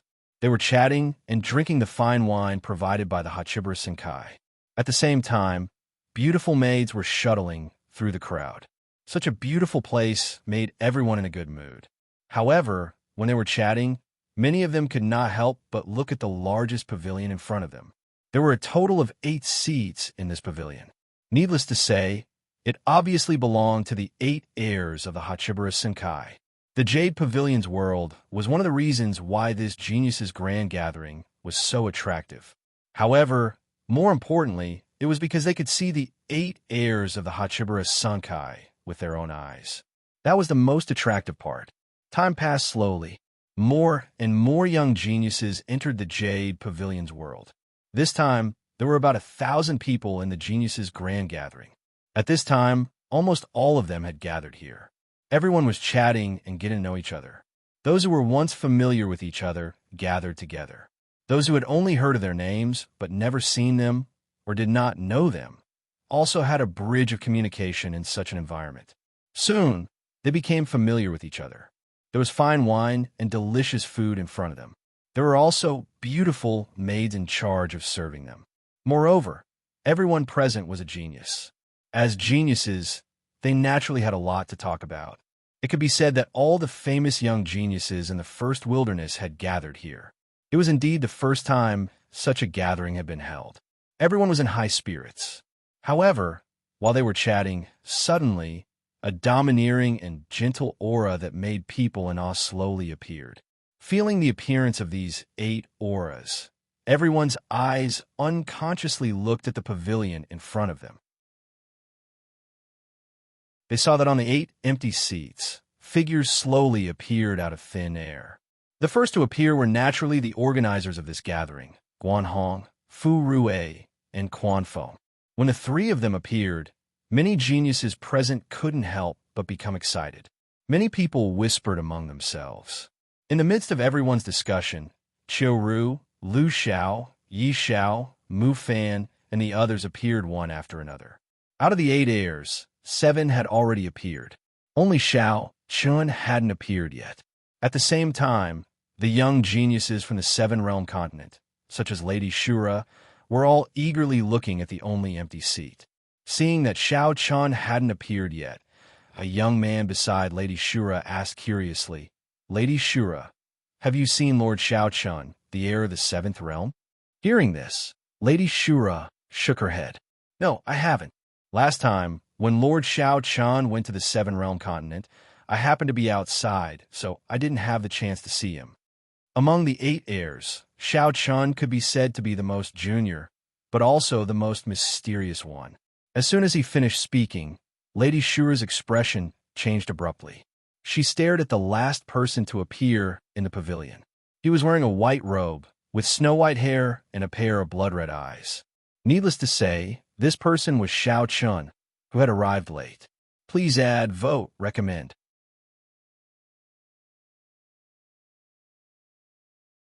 Chapter 1808. Xiao Chun was the last to arrive.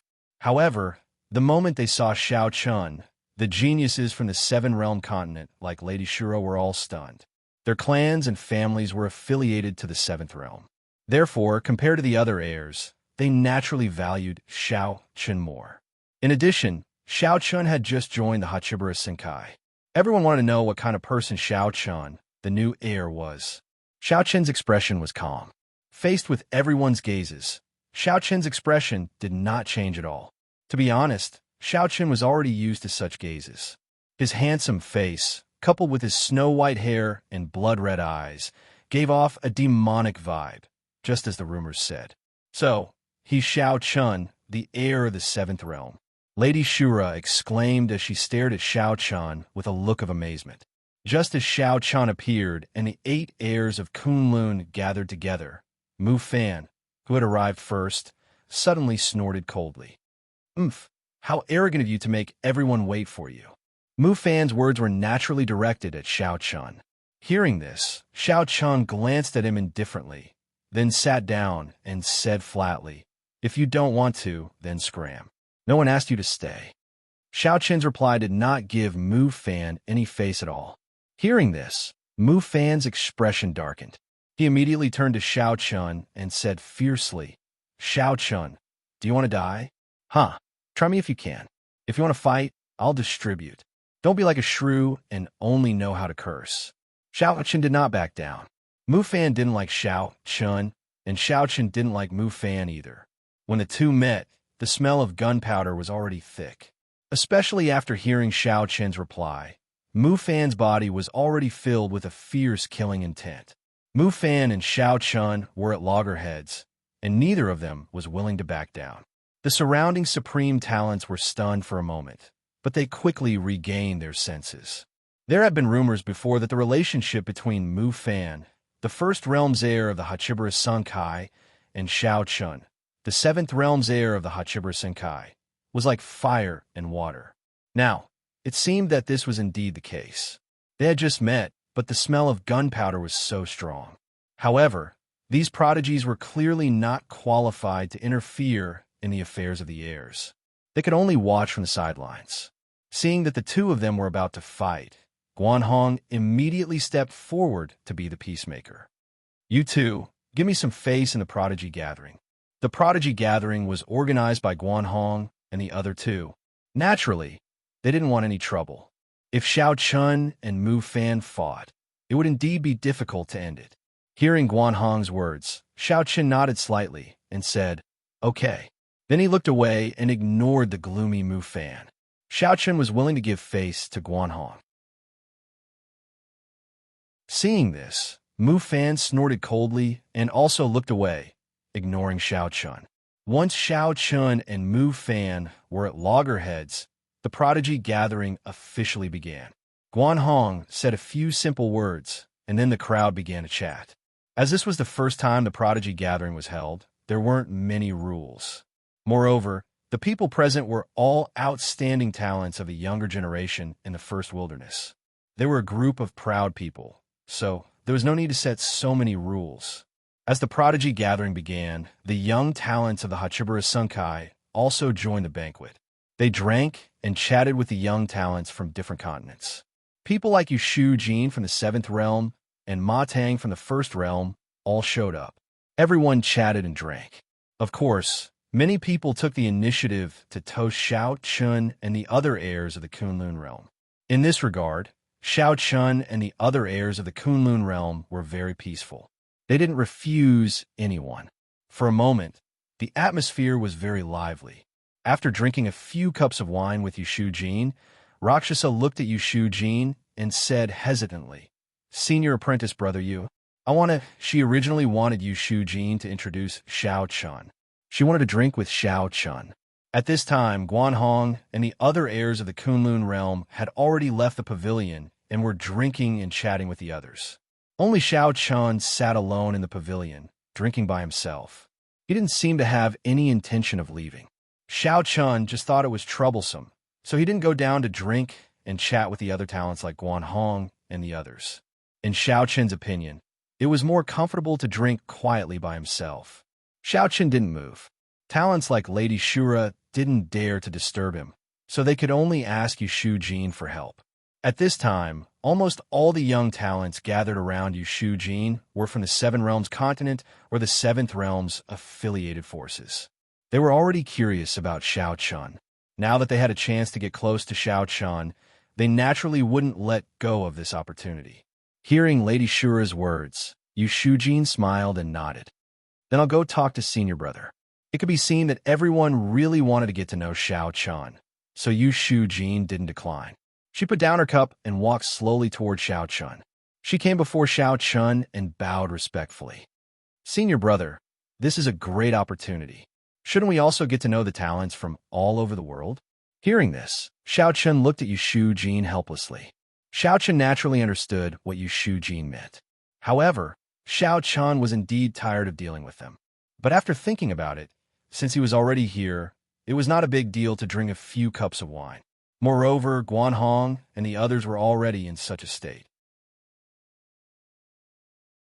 If he did not drink a few cups of wine with the heavens' prides from the Seven Realms continent, wouldn't it disappoint them? "I don't like these." "All right, I'll drink with you," Xiao Chun said helplessly. Finally, at Yushu Jin's invitation, Xiao Chun also came down. He came before Lady Shura and the others and started drinking and chatting with them. In the beginning, everyone was a little reserved in front of Xiao Chun. But soon, under Xiao Chun's deliberate persuasion, they gradually relaxed. In fact, although Xiao Chun's personality had changed a lot compared to before, the things in his bones hadn't changed.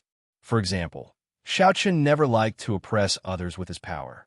As the heir of the Seventh Realm, Xiao Chun didn't talk much when facing Lady Shura and the others. But he was always very calm. When they joked with each other, Xiao Chun just smiled and didn't take it to heart. Because of Xiao Chun's friendliness, everyone soon relaxed. They gathered around Xiao Chun and chatted with each other.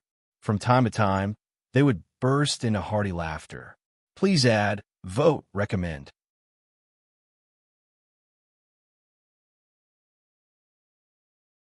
Chapter 1809. It was their first time being so close to Xiao Chun. The feeling that Xiao Chun gave them was completely different from what they'd imagined. He didn't have the arrogance of an heir at all. Other than being a little cold, he was very easygoing. He didn't feel superior at all when he chatted with the others. Xiao Chun was chatting happily with the others. Looking at Xiao Chun, who was so close to her, the usually energetic Luo Shan seemed a little shy. With Luo Shan's talent and strength, there was no man in the Seven Realms continent that could catch her eyes. However, when facing Xiao Chun, it was the first time that Luo Shan felt the yearning of a young girl. They were about the same age, but Xiao Chun was already the heir of the Seventh Realm. His handsome face, demonic temperament, and extraordinary style of conversation attracted Luo Shan. Luo Shan suddenly became gentle. She became gentle all of a sudden. In front of Xiao Chun, Lady Shura restrained her fiery temper and became as gentle as a lady from a respectable family. However, Xiao Chun didn't notice Luo Shan's change. Or rather, Xiao Chun didn't pay much attention to Luo Shan at all. Luo Shan was pretty and could be considered beauty. Unfortunately, beauty wasn't very attractive to Xiao Chun. After all the women around Xiao Chun were outstanding beauties. Luo Shan was still a little inferior to the women around Xiao Chun. He didn't notice that Luo Shan was looking at him lovingly. On the other side, Mu Fan was also surrounded by a group of young geniuses. Although he was chatting with the others, Mu Fan's eyes kept glancing at Xiao Chun from time to time. Every time he saw Xiao Chun, extreme coldness would flash through his eyes. The people around Mu Fan were all geniuses from the First Realm subsidiary forces. They all followed Mu Fan's lead. They could also see Mu Fan's coldness toward Xiao Chun. However, this was a feud between the two heirs of Kunlun's field. Everyone was smart enough not to interrupt. What a joke. Although they followed Mu Fan's lead, if they were to offend Xiao Chun for Mu Fan, that would simply be seeking their own deaths. When that time came, they would probably become cannon fodder. Therefore, since Mu Fan did not have any orders, the crowd naturally could not interfere in the dispute between the two heirs. To be honest, with their status and strength, they were not qualified to participate in a dispute of Xiao Chen's level. Everyone looked down and kept their mouths shut. Mu Fan didn't care about this. In Mu Fan's opinion, he didn't need their help, and they wouldn't be of much help anyway. Unlike Xiao Chen's calmness, Mu Fan gave people a feeling of coldness that came from his bones. Therefore, when they stood with Mu Fan, the surrounding people felt a little nervous. However, they had no choice. As the young masters of the subsidiary forces of the First Realm, they naturally couldn't abandon Mu Fan and get close to the other heirs of Kunlun's field. Because of this, wouldn't it anger Mu Fan? The gains wouldn't make up for the losses. Xiao Chun looked at Xiao Chun coldly from time to time.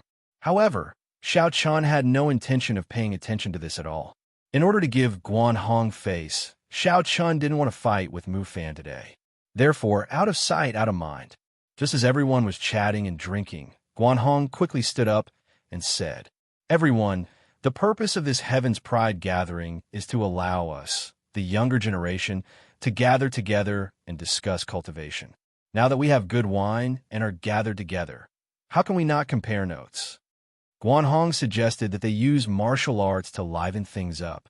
Naturally, many of the geniuses present didn't object to this. After all, it was normal for them to learn from each other at a banquet. Immediately, many people opened their mouths to agree.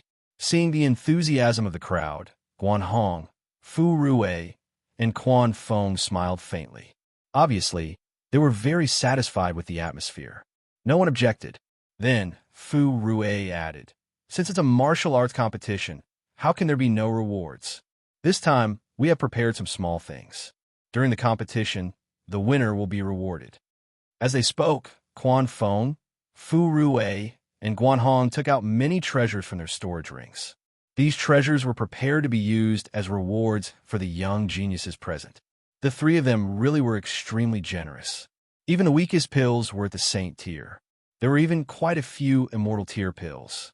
Next were talismans and various heavenly resources, all of which were extremely valuable. In the end, the three of them even took out 5 supreme quality saint tier saint artifacts, which were all extraordinarily valuable. Such a generous reward naturally made the hearts of many young geniuses burn with excitement. No one had expected to receive such a generous reward just by exchanging pointers. However, this was just the beginning.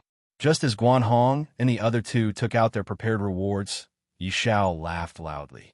"Ha! Since that's the case, how can I not do anything?" Yi Shao loved to show off. How could he miss out on such an occasion? As he spoke, Yi Shao also took out many treasures from his storage ring. Of course, compared to Guan Hong and the other two, Yi Shao took out fewer treasures. However, this was normal. After all, this geniuses gathering was organized by Guan Hong and the other two. It was normal for the three of them to take the bigger share. Yi Shao took out some treasures. Then, Qiu Ru, Mu Fan, Lu Xiao, and even Xiao Chun were no exception. The 8 heirs of Kunlun took out some treasures as rewards for this geniuses gathering. These rewards weren't for the geniuses present to fight to the death. To put it bluntly, they were just some prizes. However, the prizes were indeed too generous. Such rewards were almost comparable to the treasures of some supreme saint sections. Faced with so many treasures, everyone present was burning with passion. Many of the treasures were precious treasures that couldn't be bought with money. Usually, they couldn't even buy them with money. With so many treasures casually piled up in front of everyone, the atmosphere became even more intense. At the same time, everyone was rubbing their hands together, ready to perform well. If they won, not only would they receive generous rewards, but they would also be noticed by the heirs of Kunlun. If they were chosen by one of the Kunlun's heirs, they would have a meteoric rise. Begging for collection, begging for monthly votes, begging for recommendations.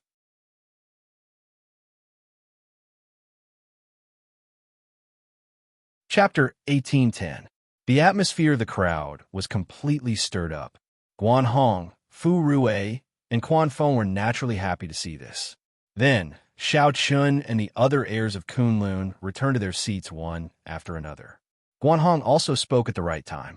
Everyone, there are no rules for this sparring session, so just go with the flow. Don't kill anyone. This was not a challenge tournament, and there was no need to determine who was better. It was nothing more than a gathering of people and a friendly sparring session. Hence, Guan Hong's meaning was very clear. He did not overdo it. Hearing Guan Hong's words, all the geniuses present agreed in unison. The purpose of the geniuses' gathering was to let everyone gather together and get to know each other. There was no need to make things so tense. As soon as Guan Hong finished speaking, a few people stepped forward and began to spar. In order to allow everyone to fight freely without harming the flowers and plants in the Jade Pavilion world, Guan Hong and the other two were prepared. A formation shot up into the sky from the center of the Jade Pavilion world. If they fought in the formation, they would not have to worry about the aftermath of the battle affecting the surroundings. It had to be said that Guan Hong and the other two were indeed meticulous in their preparations. The two people who stepped out first were two youths. Xiao Qin did not recognize them. As they fought, their cultivation erupted. They were both at the beginning of the quasi-saint realm. The beginning of the quasi-saint realm was not considered strong in this genius's gathering. After all, there were many people in the great saint realm. However, to be able to break through to the quasi-saint realm at such a young age was indeed extremely extraordinary. Furthermore, judging from the aura of the two, their combat power was definitely at the top of the quasi-saint realm. It could be seen that the two of them did not give up their foundation just because of the breakthrough in their cultivation. As geniuses, it was naturally impossible for them to damage their foundation just because of a momentary breakthrough. No one was willing to do such a short-sighted thing. Therefore, even though the cultivation of everyone present was very high, their foundation was also very stable at the same time. Tall buildings were built from the ground. Only with a solid foundation could it be possible to break through to a higher realm in the future. The two of them stood facing each other within the array. After bowing to each other, they attacked together. To be honest, Xiao Qin wasn't interested in a battle of this level as he watched the two people fighting fiercely in the array formation. He admitted that the two people's combat strength was very strong among their peers, but the quasi-sage realm cultivation was too low for Xiao Chun. Other than Xiao Chun, the other heirs were the same. However, because of their different personalities, Guan Hong and the other two, as well as Yi Xiao, were watching with great interest. After a fierce battle, the two prodigies followed Guan Hong's instructions and did not fight to the death. After the first battle, Guan Hong naturally gave out rewards. The winner would receive some, and the loser would also receive some. However, the winner would naturally receive more. After receiving their rewards, the two of them bowed respectfully to Guan Hong and thanked him. They couldn't help but be overjoyed. This time, they had only planned to see the various geniuses of the first wilderness. Who would have thought that they would receive such a treasure? It was indeed a worthwhile trip. The two of them retreated excitedly. Then, the other geniuses also attacked one after another. The others watched the battle while drinking and chatting. Of course, they mostly talked about the battle. They commented on the two's mistakes in the battle, or the martial arts techniques they used, and so on. They drank and chatted in such a relaxed manner. Those who were itching for a fight could also go on stage and spar. The atmosphere became more and more lively. After more than 10 battles, a genius from the Immortal Realm continent went on stage. This person was called Guan Xiao. He was extremely famous in the Immortal Realm continent. As the young master of Heaven Demon Mountain, Guan Xiao was very close to the people of the First Realm. After all, Heaven Demon Mountain was a subsidiary power of the First Realm.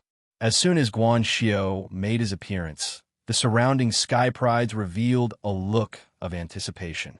After all, Guan Xiu was very famous. Everyone wanted to see how strong Guan Xiu had become after so many years. Guan Xiu didn't wait for anyone to take the initiative to go on stage.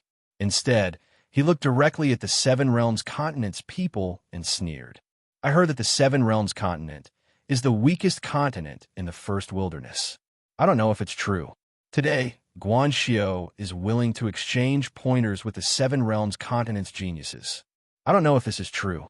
Today, Guan Xiu is willing to exchange pointers with the Seven Realms continent's geniuses. Who dares to come on stage and fight? Guan Xiu's words were filled with a strong smell of gunpowder. Undoubtedly, he was mocking the entire Seven Realms continent.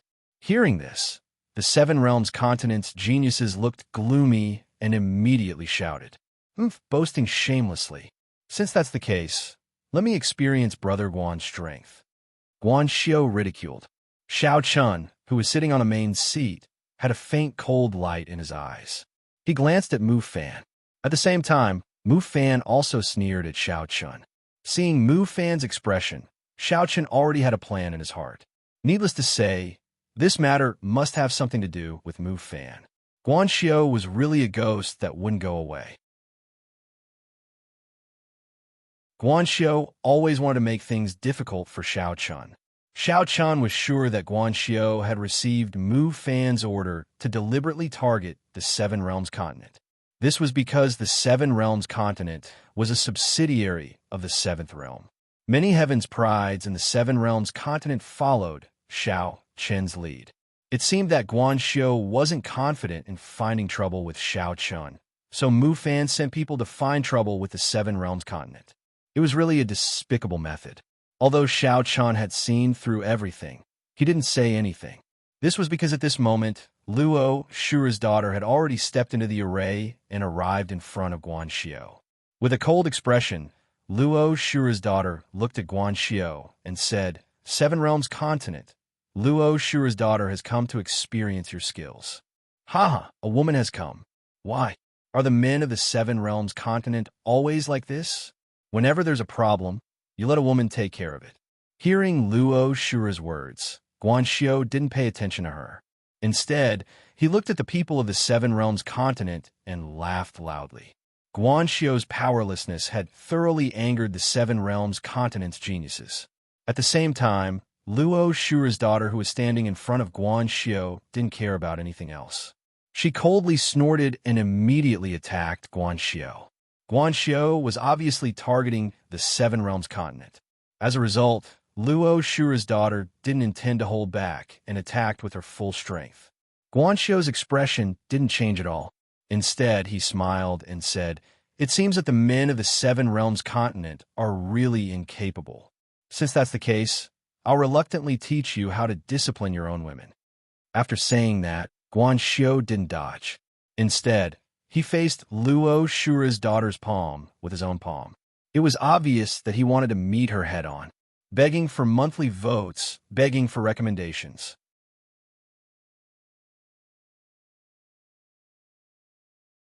Chapter 1811. Guan Xiu's words were full of sarcasm. Hearing this, the Seven Realms continent's prodigies were already burning with anger. Seeing that Guan Xiu didn't evade, Luo Shan's eyes flashed coldly and increased her strength. Facing Guan Xiu's humiliation, Luo Shan had long forgotten about the principle of stopping when it's appropriate. At this time, she didn't hold back at all. But wasn't Guan Xiu the same? The two's palms collided fiercely. In the end, Luo Shan was sent flying more than 10 meters away by Guan Xiu's palm. On the other hand, Guan Xiu stood motionless in the same place. There was a gap in their cultivation. Guan Xiu was already in the Great Sage Great Mastery realm, while Luo Shan's cultivation was only in the Great Sage Initial realm. Judging from her aura, it was obvious that she had broken through the Great Sage realm not long ago. She should have broken through recently. With the gap in cultivation, the outcome of this battle was basically determined in everyone's opinion. There wouldn't be too many variables. As a prodigy, it was basically impossible for Luo Shan to defeat Guan Xiu. After sending Luo Shan flying with a palm, Guan Xiu sneered. Is this the strength of your 7 realms continent? It's not that great. It was another sarcastic remark. Hearing this, Luo Shan's face became even colder. However, this time, Guan Xiu didn't give Luo Shan a chance to reply. As soon as his voice fell, Guan Xiu took a step forward. His figure disappeared in an instant and appeared directly in front of Luo Shan. He stretched out his right palm. A majestic spiritual power gushed out and blasted towards Luo Shan's Holy Realm Dweller's mansion. Luo Shan couldn't keep up with Guan Xiu's movements at all. Although Luo Shan had reacted immediately by covering her abdomen with both hands, she was still sent flying by Guan Xiu's palm in the end. Sua Xiu did not suffer any serious injuries. However, Guan Xiu did not spare Luo Shan. He did not give Luo Shan any time to catch her breath. Once again, the two of them engaged in a fierce battle. Inside the formation, Guan Xiu and Luo Shan were locked in a fierce battle. However, anyone could tell that Guan Xiu had the absolute advantage from the beginning to the end. Luo Shan, on the other hand, could only barely hold on in Guan Xiu's hands.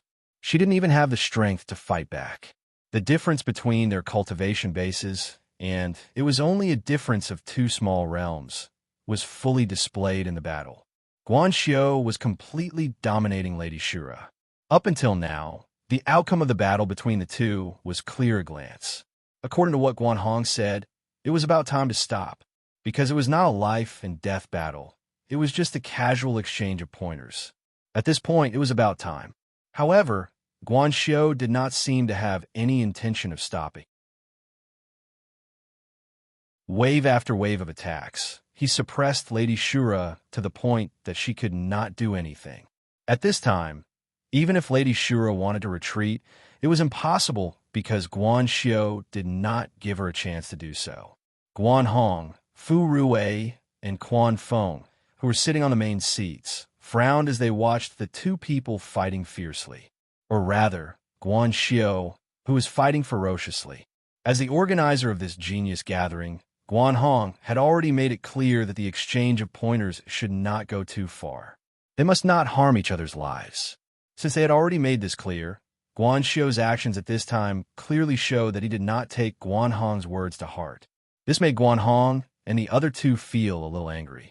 As the heir of Hachibara Sunkai, Guan Xiu actually ignored Guan Hong's words. This attitude was indeed somewhat disrespectful.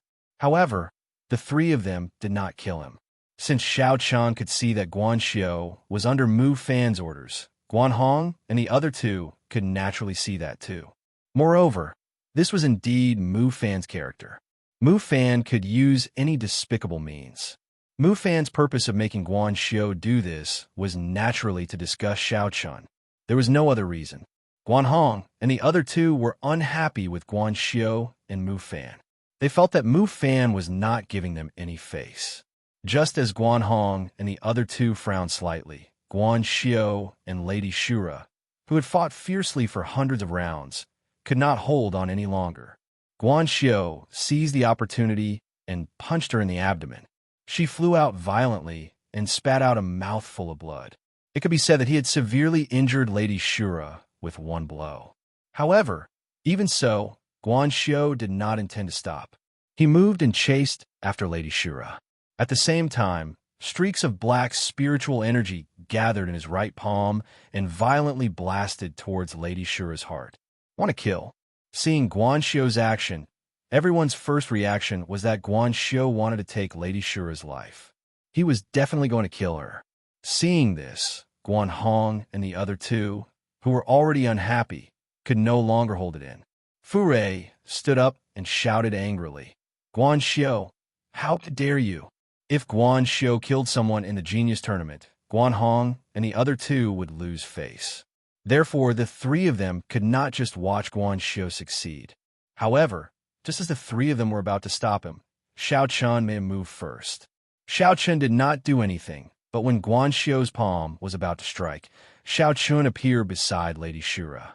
He held Lady Shura's waist with one hand and waved his other hand gently, immediately shattering Guan Xiu's palm print. In the face of Guan Xiu's killing move, Xiao Qian broke it effortlessly. After breaking Guan Xiu's attack, Xiao Chun glanced at Guan Xiu indifferently. Facing Xiao Chun, Guan Xiu's eyes immediately revealed a hint of fear. However, before Guan Xiu could react, Xiao Chun had already pointed his finger. A blood-red sword light flashed and went straight for Guan Xiu's forehead. The blood-red sword light was extremely fast. Before anyone could react, it had already pierced through Guan Xiu's heart. Then, Guan Xiu looked at Xiao Chun in disbelief. His lips moved a few times as if he wanted to say something, but in the end, he did not say a word. His entire body fell to the ground with a loud bang dead. From the moment Xiao Chun made his move to killing Guan Xiu, it took no more than 5 breaths of time. It could be said that everything happened in the blink of an eye. However, when the crowd saw Guan Xiu's body fall to the ground with a loud bang, they were all shocked. Murder. Xiao Chun had actually killed someone in the Genius Tournament. Without any hesitation, Guan Xiu, who had been planning to kill Lady Shura a second ago, was killed by Xiao Chun in the next second without any resistance. Countless eyes stared at Xiao Chun in shock. The crowd could not calm down for a long time. A young genius had been killed by Xiao Chun so easily. Was this the power of an heir of Kunlun's field? The crowd thought in shock.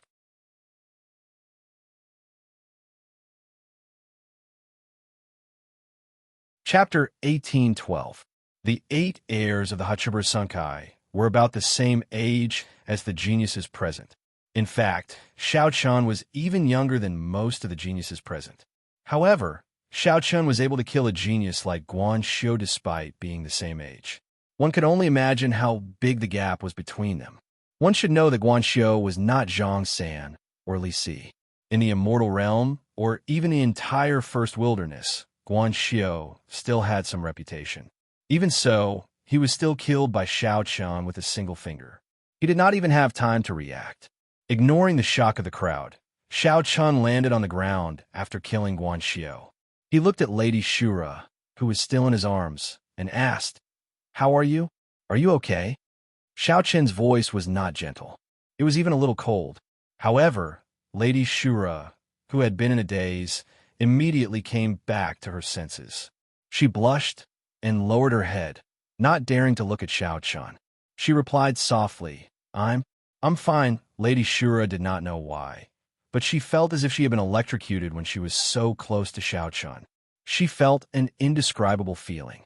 Her body was unbearably hot, and she did not dare to look directly at Xiao Chun.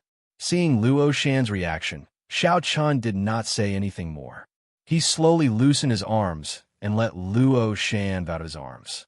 Lady Shura did not know why she felt a sense of loss when Xiao Chun let go of her. However, she did not dare to say anything. After all, with her and Xiao Chun's status, Lady Shura did not dare to ask Xiao Chun to do anything. In addition, she was a girl. Lady Shura stood quietly beside Xiao Chun. She did not say anything, nor did she leave. However, he was not in the mood to care about Lady Shura. At this moment, Mu Fan stood up from the main seat and shouted coldly, "Xiao Chun, this is the Tianjiao gathering. What do you mean by killing people in public?"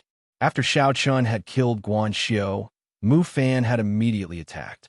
He did not care about Guan Xiu's life at all. What Mu Fan wanted most was to deal with Xiao Chun. Hence, the moment he opened his mouth, Mu Fan wanted to push Xiao Chun to the opposite side of the heirs of Kunlun. He wanted everyone to think that Xiao Chun was not giving Guan Hong and the others any face and was deliberately disrupting the genius gathering. Mu Fan was indeed a despicable person. Such a person was indeed hard to deal with. At the very least, Mu Fan wasn't like those noblemen who thought of themselves as noble and virtuous. They liked to talk about how righteous and honorable they were. Mu Fan was someone who would use any means to achieve his goals. Furthermore, he didn't care about his own status or how these things would affect his image. As long as he could achieve his goals, that was enough. Therefore, one had to be careful when dealing with Mu Fan. He was like a venomous snake, and there was no telling when he would bite you. Of course, the best way to deal with such a sinister person, who was like a poisonous snake, was to kill him with a single blow. Unfortunately, It was not that Xiao Chun did not want to, but that there was no other way. Not to mention whether Xiao Chun had the ability to kill Mu Fan. Even if Xiao Chun had the ability to do so, the Realm Lords would not watch Xiao Chun kill Mu Fan. Hence, in order to get rid of this danger, they had to wait for the right opportunity. Since he could not kill Mu Fan for now, Xiao Chun was too lazy to play these little tricks with him. He also did not have the slightest intention of explaining. Looking at Mu Fan, Xiao Chun only said one sentence. If you're not convinced, then come up and fight with me. If you don't dare, then shut up and scram. When Xiao Chun said this, Mu Fan's face instantly darkened. In front of so many people, Xiao Chun did not give him any face at all. His eyes were overflowing with killing intent. Mu Fan was prepared to fight with Xiao Chun. However, before Mu Fan could make a move, Guan Hong, Fu Rue, and Quan Fong stood up and stopped Mu Fan as they tried to dissuade him. Brother Mu Fan, Brother Xiao Chun, today is the Heavenly Talents Grand Gathering. If there's anything, we can talk about it another day. As for Guan Xiao, men, come and carry his corpse away. We'll talk about it after the Heavenly Talents Grand Gathering ends. Guan Hong said. Very quickly, two Hachibara Senkai's elites carried Guan Xiao's corpse away. It was naturally difficult for Mu Fan and Xiao Chun to make a move against Guan Hong, Quan Fong, and Quan Fong. Xiao Chun did not intend to force his way through. After all, he could not kill Mu Fan. Whether he fought or not did not affect Xiao Chun too much. Xiao Chun did not care and returned to his seat. However, Mu Fan was not as carefree as Xiao Chun. His eyes were almost spitting fire as he glared at Xiao Chun. In his heart, he could not wait to cut Xiao Chun into pieces on the spot. No matter what, he was still the heir of the First Realm. However, Xiao Chun had actually told him to scram in front of everyone. This was simply too much. Mu Fan was originally a petty person who would seek revenge. The more he thought about it, the more difficult it was to calm the anger in his heart. Thus, Mu Fan secretly gave Ma Tang a look. As Mu Fan's loyal subordinate, Ma Tang naturally knew what Mu Fan meant. He immediately stood up, walked into the array, and bowed to everyone present. I'm Ma Tang, a genius from the First Realm. Today, since all the geniuses from different realms have made their moves as geniuses from the Hachibara Senkai, how can we fall behind? I wonder if any of you would like to fight with me?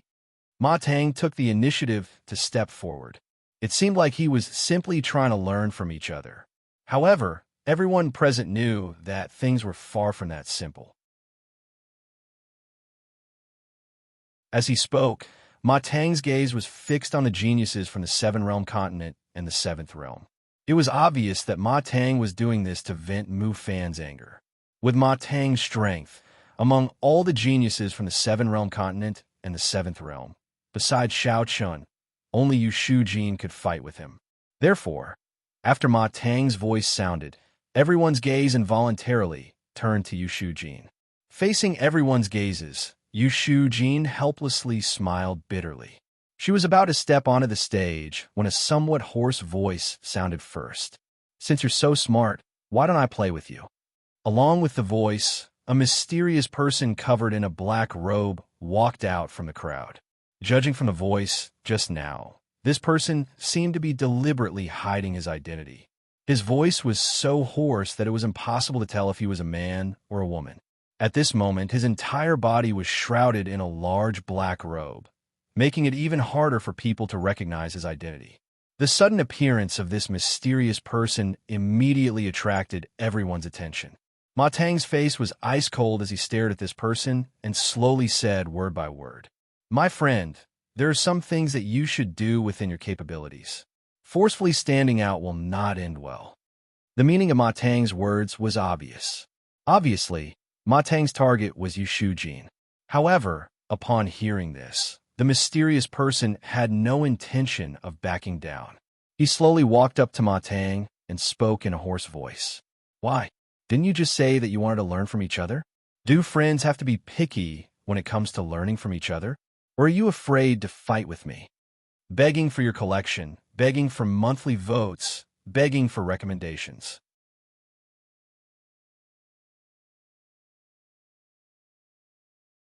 Chapter 1813. Stepping into the array and standing opposite Ma Tang, the black-robed man said in a hoarse voice. No one knew who the black-robed man was. Even his voice was masked by him. Hearing this, Ma Tang's eyes flashed coldly. Everyone present knew that Ma Tang's target was Yu Shu Jin from the Seventh Realm, but this black-robed man still insisted on getting involved in this mess. He was simply courting death, with Ma Tang's cultivation strength.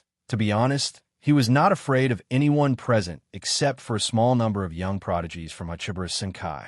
The cultivation of great sage, great perfection was indeed a standard for Ma Tang to be proud of.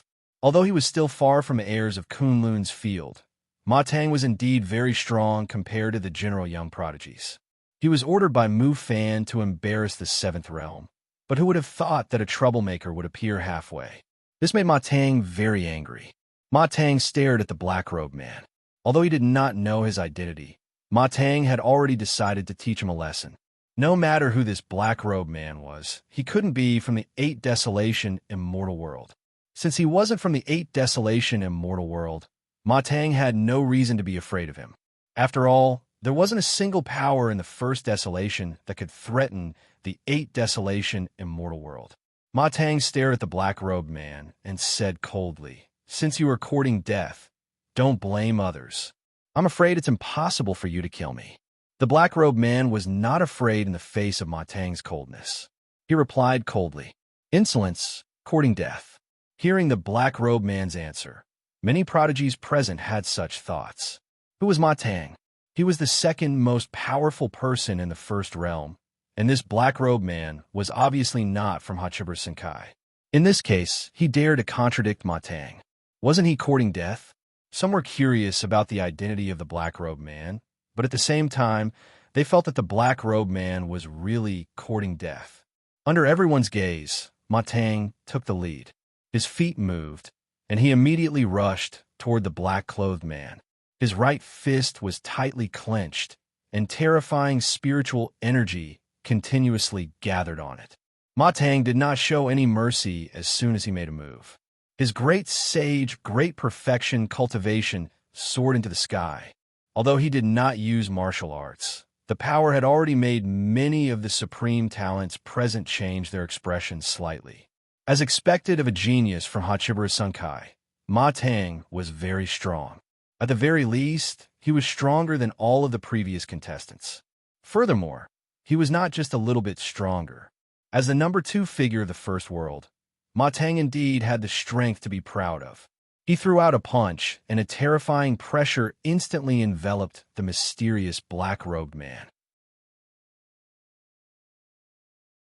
His eyes were filled with killing intent as he shouted, "Die!"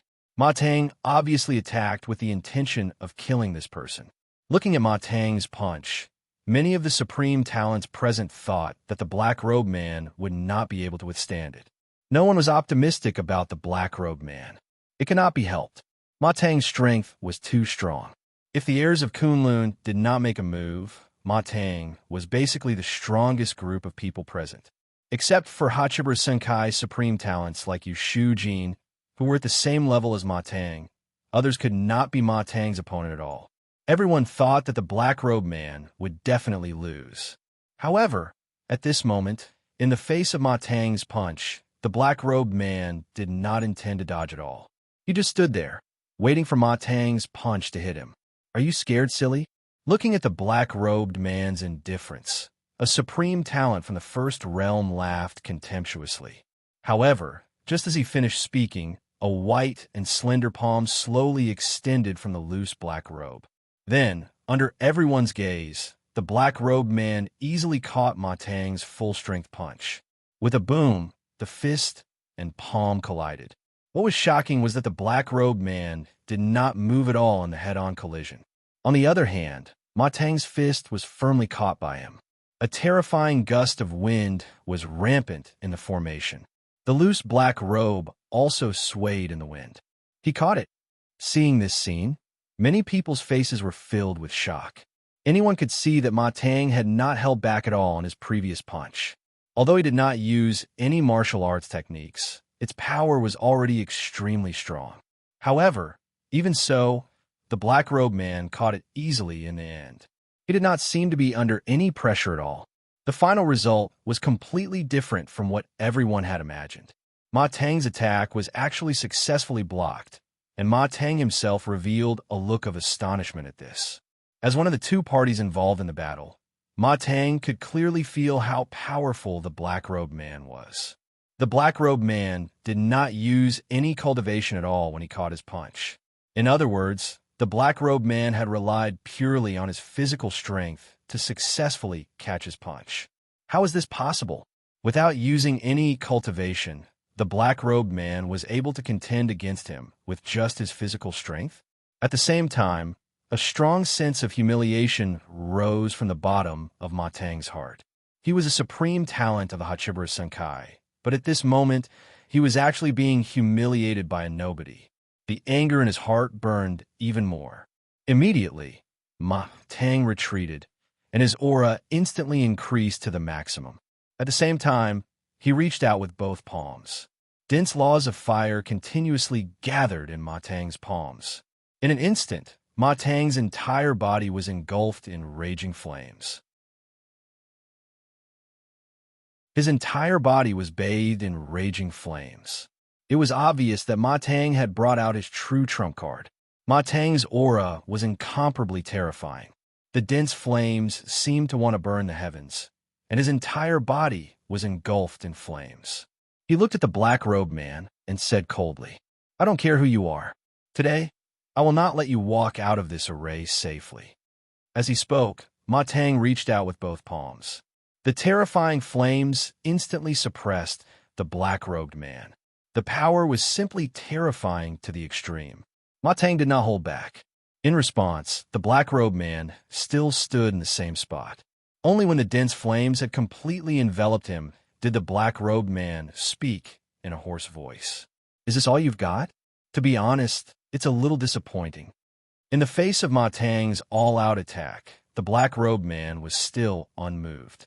Hearing this, the anger in Ma Tang's eyes burned even more.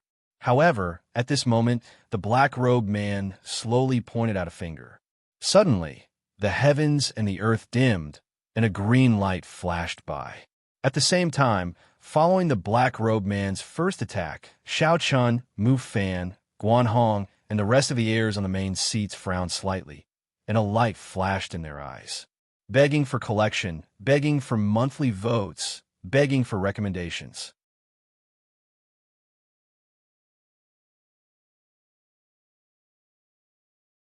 Chapter 1814.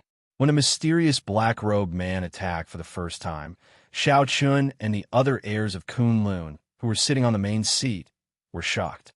Quan Fong even said unconsciously, "Cultivation of the immortal realm." Previously, the black-robed man did not display his cultivation at all. However, as he attacked at this time, the heirs of Kunlun were keenly aware that this person's cultivation was definitely at the immortal realm. Moreover, he was not an ordinary immortal realm expert, but an immortal realm expert who had condensed the heavenly immortal mansion. It was completely unexpected. If it was just an ordinary immortal realm expert, then the heirs of Kunlun would definitely not be surprised. However, this person was actually an immortal realm expert who had condensed the heavenly immortal mansion. This was extremely shocking. It should be known that there were very few people who could condense the heavenly immortal mansion, even in the Hachibara Senkai. Other than the sector lords, only the heirs of Kunlun were present. However, at this time, in front of everyone, a mysterious black-robed man of unknown identity was actually an immortal realm expert who had condensed the heavenly immortal mansion. Who would have thought of all this? In the face of this black-robed man who had the cultivation of the immortal realm, Ma Tang's outcome was naturally destined. Although he had the cultivation of the great sage, great perfection, in front of an immortal realm expert, Ma Tang was still not enough. Unable to put up any resistance, the black-robed man destroyed Ma Tang's attack with a single finger. At the same time, the green finger glow did not stop at all as it directly shot towards Ma Tang, after which it directly pierced through Ma Tang's right shoulder and sent him flying. The black-robed man did not mean to kill. Otherwise, The finger just now would not have hit Ma Tang's right shoulder. However, even so, the surrounding geniuses were stunned. Their eyes were fixed on the mysterious black-robed man. Everyone was wondering when such a person appeared in the first wilderness. Could it be that the experts of the older generation came here in disguise? They were full of curiosity about the identity of the black-robed man. However, at the same time, after Ma Tang was seriously injured by the finger, Mu Fan, who was sitting on the main seat, also stood up abruptly and shouted angrily. "Who is this scoundrel who dares to hide his head and show his tail? How dare you hurt the people of the First Realm?" As he spoke, Mu Fan took a step forward, and his figure instantly appeared in front of the black-robed man. Without any explanation, he immediately struck out with his palm and suppressed the black-robed man. Since Ma Tang was heavily injured, Mu Fan naturally lost face. Hence, he did not hesitate to attack the black-robed man. Both of them were celestial realm experts who had formed the heavenly holy mansion. However, Mu Fan's cultivation had already reached the complete celestial realm. On the other hand, the mysterious black-robed man's cultivation was only at the beginning celestial realm and had just broken through to the celestial realm. Furthermore, Mu Fan was anxious to regain his face. Thus, he didn't hold back at all when he slammed his palm down. The gigantic palm brought with it an unparalleled might as it descended from the sky, viciously suppressing the mysterious black-robed man. Facing Mu Fan's attack, although the crowd couldn't see the expression of the black-robed man, they could still feel the seriousness of the black-robed man. This was normal. After all, Mu Fan was a Ma Tang. The power of an heir's attack was indeed earth-shattering. Unable to dodge, the black-robed man could only choose to face this palm head-on. He stretched out his hands and clenched them tightly. Then, with a loud dragon roar, the fist and palm collided violently. The black-robed man resisted Mu Fan head-on. At the same time, on the main seat, Xiao Chun, who originally didn't intend to interfere, suddenly had a look of astonishment in his eyes. It was very familiar. Xiao Chun felt that the aura of the black-robed man was very familiar. In just a moment, Xiao Chun's expression changed drastically. Without any hesitation, he immediately struck out. With a grasp of his hand, the dustless sword appeared in his hand. Then he slashed it directly at Mu Fan's gigantic palm. As the sword fell, Xiao Chun's figure didn't stop. Instead, he went straight into the array. Facing Mu Fan's palm, the black-robed man definitely wouldn't be able to block it. However, because of Xiao Chun's sudden attack, the blood-red sword violently bombarded Mu Fan's palm. Immediately, both the sword and the palm shattered. "Xiao Chun, you're courting death." Mu Fan didn't expect Xiao Chun to suddenly attack. Originally, his palm was enough to completely suppress the black-robed man. However, in the end, it was destroyed by Xiao Chun. From Mu Fan's point of view, Xiao Chun was deliberately targeting him. Otherwise, with Xiao Chun and the black-robed man's relationship, why would he stop him? Didn't he see that Guan Hong and the others didn't have the slightest intention of intervening? It was Xiao Chun again. Mu Fan's heart was burning with anger. However, Mu Fan was really thinking too much. Xiao Chun didn't attack because he wanted to target Mu Fan. Xiao Chun wasn't that bored. The reason why he attacked Mu Fan's attack was because of the black-robed man. Ignoring Mu Fan, Xiao Chun instantly appeared in front of the black-robed man. His pair of snowy eyes stared at the black-robed man. Although he couldn't see the black-robed man's face, Xiao Chun's gaze seemed to be able to see through him. Facing Xiao Chun's gaze, the black-robed man stood on the spot. After a long while, a crisp voice sounded. "Little brother." The voice was no longer hoarse. Moreover, it was very clear that the black-robed man was definitely a woman. When Xiao Chun heard this, he was completely stunned. It was as if a spell had been cast on him.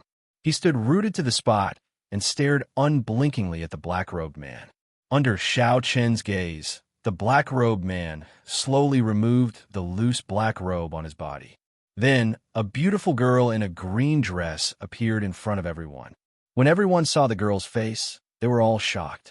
A complicated look flashed in Xiao Chun's eyes. The girl was none other than Long Qing. He didn't expect to meet Long Qing here. For a moment, Xiao Chun didn't know what to say. When he was in the seventh wasteland, Long Qing hated him so much. It was as if she couldn't wait to swallow him alive.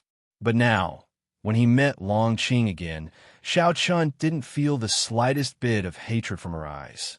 Instead, there was a strong sense of self-blame and heartache. Long Qing blamed herself because of what she had done to Xiao Chun.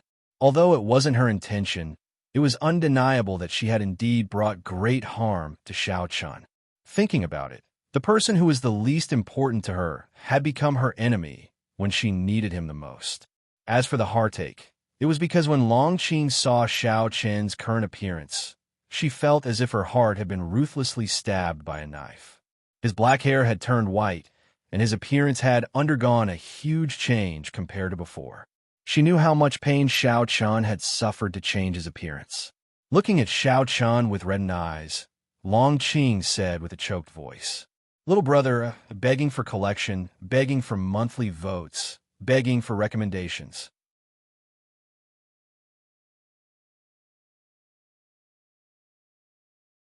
Chapter 1815.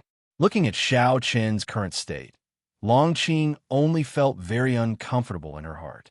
She had once wondered how Xiao Chun had managed to survive all these years. His family had all been killed, and his closest brother and second sister hated Xiao Chun to the core because of the will of the heavenly way in the seventh wilderness. His friends and relatives had all left Xiao Chun, leaving him alone in this unfamiliar Hachiburas Senkai. To be honest, Long Qing blamed herself. And it wasn't just Long Qing. After Xiao Chun made his move, another black-robed man strode out from the crowd and came in front of Xiao Chun. He took the initiative to take off his loose black robe. It was Xin Yuanling, and Long Qing had both appeared here. One could imagine how Xiao Chun felt. Moreover, at this time, there was no longer any hatred in their eyes. There was only deep self-blame and heartache. However, just as Long Qing was about to speak, Mu Fan interrupted her. "Xiao Chun, what do you mean?" Mu Fan naturally didn't know the relationship between Xiao Chun, Long Qing, and Xin Yuanling previously. When Xiao Chun suddenly made a move, Mu Fan, who was already full of anger, became even more furious. Therefore, at this time, Mu Fan didn't care about anything else and looked at Xiao Chun with a face full of anger. Hearing Mu Fan's angry shout, Xiao Chun turned around and looked at him.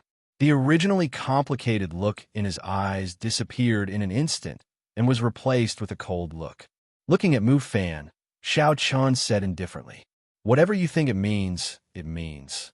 Xiao Chun was not in the mood to pay attention to Mu Fan. Hearing this, Mu Fan's eyes were even more furious. He almost couldn't resist the urge to fight with Xiao Chun. He glared angrily at Mu Fan. At the same time, Long Qing and Xin Yuanling came to Xiao Chen's side and looked at Mu Fan with hostility. Xin Yuanling and Long Qing didn't know who Mu Fan was, nor did they have any enmity with him. However, looking at him and Xiao Chun, it seemed like there was enmity between the two of them. Since he had enmity with Xiao Chun, it meant that he had enmity with both of them. Long Qing and Xin Yuanling had already deeply blamed themselves for Xiao Chun. After their memories were completely restored, Long Qing and Xin Yuanling had secretly sworn in their hearts that they would never let anyone hurt Xiao Chun again in the future. Even if the sky fell, the two of them would never abandon Xiao Chun again. "If you want to fight, then fight. Why do you have so much nonsense to say?" Long Qing coldly said as she looked at Mu Fan with a cold gaze. "If you don't want to leave this place today, you can try." Following Long Qing's words, Xin Yuanling also said indifferently, "After Long Qing and Xin Yuanling obtained the power of living beings, they had already stepped into the immortal state. Although they were still far from being Mu Fan's match in terms of strength, it wasn't a problem for them to fight against Mu Fan. Moreover, there was also Xiao Chun, who was not any weaker than Mu Fan. With the three brothers joining forces, Mu Fan was indeed in danger. At least, there was a possibility of him dying, even if the probability was not high. Xin Yuanling and Long Qing did not hesitate to stand up for Xiao Chun. Hearing this, Mufan coldly looked at the two of them and said, "Where did these scoundrels come from? Do you think I don't dare to fight?" Although Mufan was definitely not a match for the three of them, at this time, under the watchful eyes of the crowd, it was obviously impossible for Mufan to retreat like this. Even if he was not a match for them, he had to fight first. As soon as he finished speaking, a soaring aura spread out from Mufan's body. At the same time, Long Qing and Xin Yuanling did not show any signs of weakness and also released their own auras. Judging from the aura and pressure alone, Xin Yuanling and Long Qing were obviously not as strong as Mufan. However, it was already enough to make the surrounding geniuses tremble in fear. After all, no matter what, the two of them were immortal state experts who had formed the Heavenly Immortal Mansion. Seeing that the two sides were about to break out into a fierce battle, Guanhong and the other two had no choice but to step forward and stop them. This was the Geniuses' Conference. If they really let Xiao Chun and the other two fight with Mufan, the entire Geniuses' Conference would be ruined. Although many of the geniuses present wanted to see the battle between the heirs of Kunlun's field with their own eyes, the conditions did not allow it. Guanhong and the other two appeared at the same time and stood between Xiao Chun and Mufan. Looking at the two of them, Quan Feng helplessly smiled bitterly and said, "Brother Xiao Chun, Brother Mufan, we have entered the Geniuses' Conference. If there's anything, we can talk about it after today, okay?" Quan Feng said. Hearing this, Xiao Chun did not reply, and Mufan clearly had no intention of backing down. The two of them refused to budge an inch. However, at this time, Yi Xiao slowly stood up from the main seat and looked at Xiao Chun. "Brother Xiao Chun, why don't the two of us join forces and directly kill Mufan right here?" Yi Xiao definitely did not have a good impression of Mufan. As soon as he said this, Mufan's eyes finally flashed with a hint of retreating. Facing Xiao Chun and his two brothers, Mufan might be able to escape unscathed. However, if Yi Xiao joined in, the situation would be completely different. Two heirs of Kunlun's field, in addition to Long Qing and Xin Yuanling. This lineup was completely enough to kill Mufan. At the same time, under the persuasion of Guanhong and the other two, Mufan also chose to withdraw at the right time. After all, the current situation was indeed very unfavorable for Mufan. Mufan finally chose to back down. He snorted coldly and returned to his seat. At the same time, Xiao Qin also turned his head to look at Long Qing and Xin Yuanling. He opened his mouth to say something. However, before Xiao Chun could speak, Xin Yuanling smiled and said, "Now is not the time to talk. Let's talk after the Genius Gathering ends." Now that the Genius Gathering was still ongoing and there were so many people watching, it was indeed not the time to talk. Hearing Xin Yuanling's words, Xiao Chun thought for a while and then nodded gently. Without saying anything in front of the crowd, Xin Yuanling and Long Qing retreated back into the crowd. Then, Xiao Chun also returned to his seat. After the incident just now, the Genius Gathering continued. Moreover, the emotions of the various geniuses did not weaken at all because of the incident just now. On the contrary, they became even more excited. This was especially the case when they were facing Long Qing and Xin Yuanling towards these two people. Many of the Sky Prides were curious. Just where in the world did these two people come from? Why were they so strong? How could they break through to the immortal state at such a young age? The Genius Gathering could be said to be full of crouching tigers and hidden dragons. The geniuses thought so in their hearts. As a result, the following exchange of pointers was naturally more intense. Everyone was rubbing their hands together, eager to go on stage and perform. Looking at the increasingly high atmosphere, Guanhong, Fu Rui, and Quan Feng were secretly delighted. They did not expect that the incident just now would have such an effect. The better the atmosphere of the Genius Gathering was, the happier Guanhong and the other two, as the organizers, were naturally in a good mood. Begging for collection, begging for monthly votes, begging for recommendations.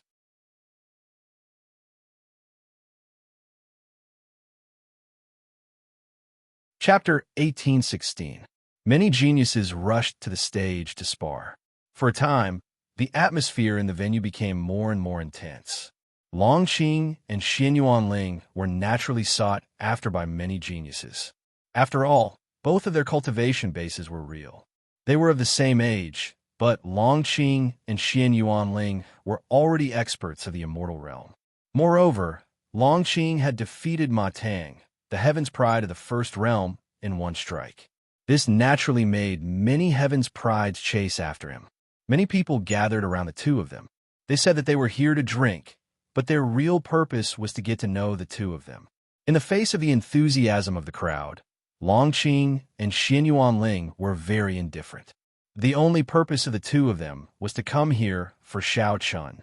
As for these people, to be honest, Longqing and Xianyuanling did not have much intention to get to know them. However, in the face of the enthusiasm of the crowd, Longqing and Xianyuanling had no choice but to drink a few glasses of wine, but that was it. Looking at Longqing and Xianyuanling, who were surrounded by the crowd, Xiao Chen's eyes flashed with a smile. Although he did not know why the two of them appeared here, Xiao Chun felt the changes in their eyes. Just like before, there was no trace of hatred. He did not know what happened between the two of them, but Xiao Chen did not care too much about it. To be honest, Xiao Chun had never hated Longqing and Xianyuanling in his heart. How should he put it? He could not hate them. After all, the two of them could be said to be one of the most important people in Xiao Chen's life. No matter why they hated him so much in the past, Xiao Chun had never hated them. Everything seemed to be in the past. As he had been thinking about Longqing and Xianyuanling, Xiao Chun did not pay too much attention to the matters of the geniuses' competition in the following time. Xiao Chun didn't pay any attention to the sparring between the geniuses. Right now, Xiao Chun only had one thought in his mind, which was to end the genius gathering as soon as possible so that he could have a good chat with Longqing and Xianyuanling. Since leaving the seventh realm, Xiao Chun had met many people, such as Yishao, Guanhong, and Fu Rue. But to be honest, their status in Xiao Chen's heart was obviously incomparable to that of Longqing and Xianyuanling. Time passed by slowly, and the atmosphere of the heaven's chosen gathering became increasingly lively. Towards the end of the gathering, many of the geniuses looked as if they had not had enough. It was the first time such a grand event had been held in the first wilderness. Many young geniuses had tasted the sweetness of the elite's gathering. It was not because of anything else, but because everyone could gather together, drink, chat, and even spar. This was already sufficiently attractive. Usually, the geniuses wouldn't be able to gather together. After all, they were all from different parts of the world.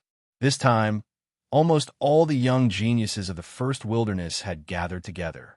Naturally, everyone was very excited. Because of the reluctance in their hearts, when Guanhong and the other two announced that the genius gathering was about to end, someone couldn't help but speak up. "Senior heirs, we have a request," Yi Futian said. "Oh, there's no harm in saying it," Guanhong said with a chuckle. This genius gathering organized by the senior heirs can be said to be the first gathering of the younger generation in the first wilderness.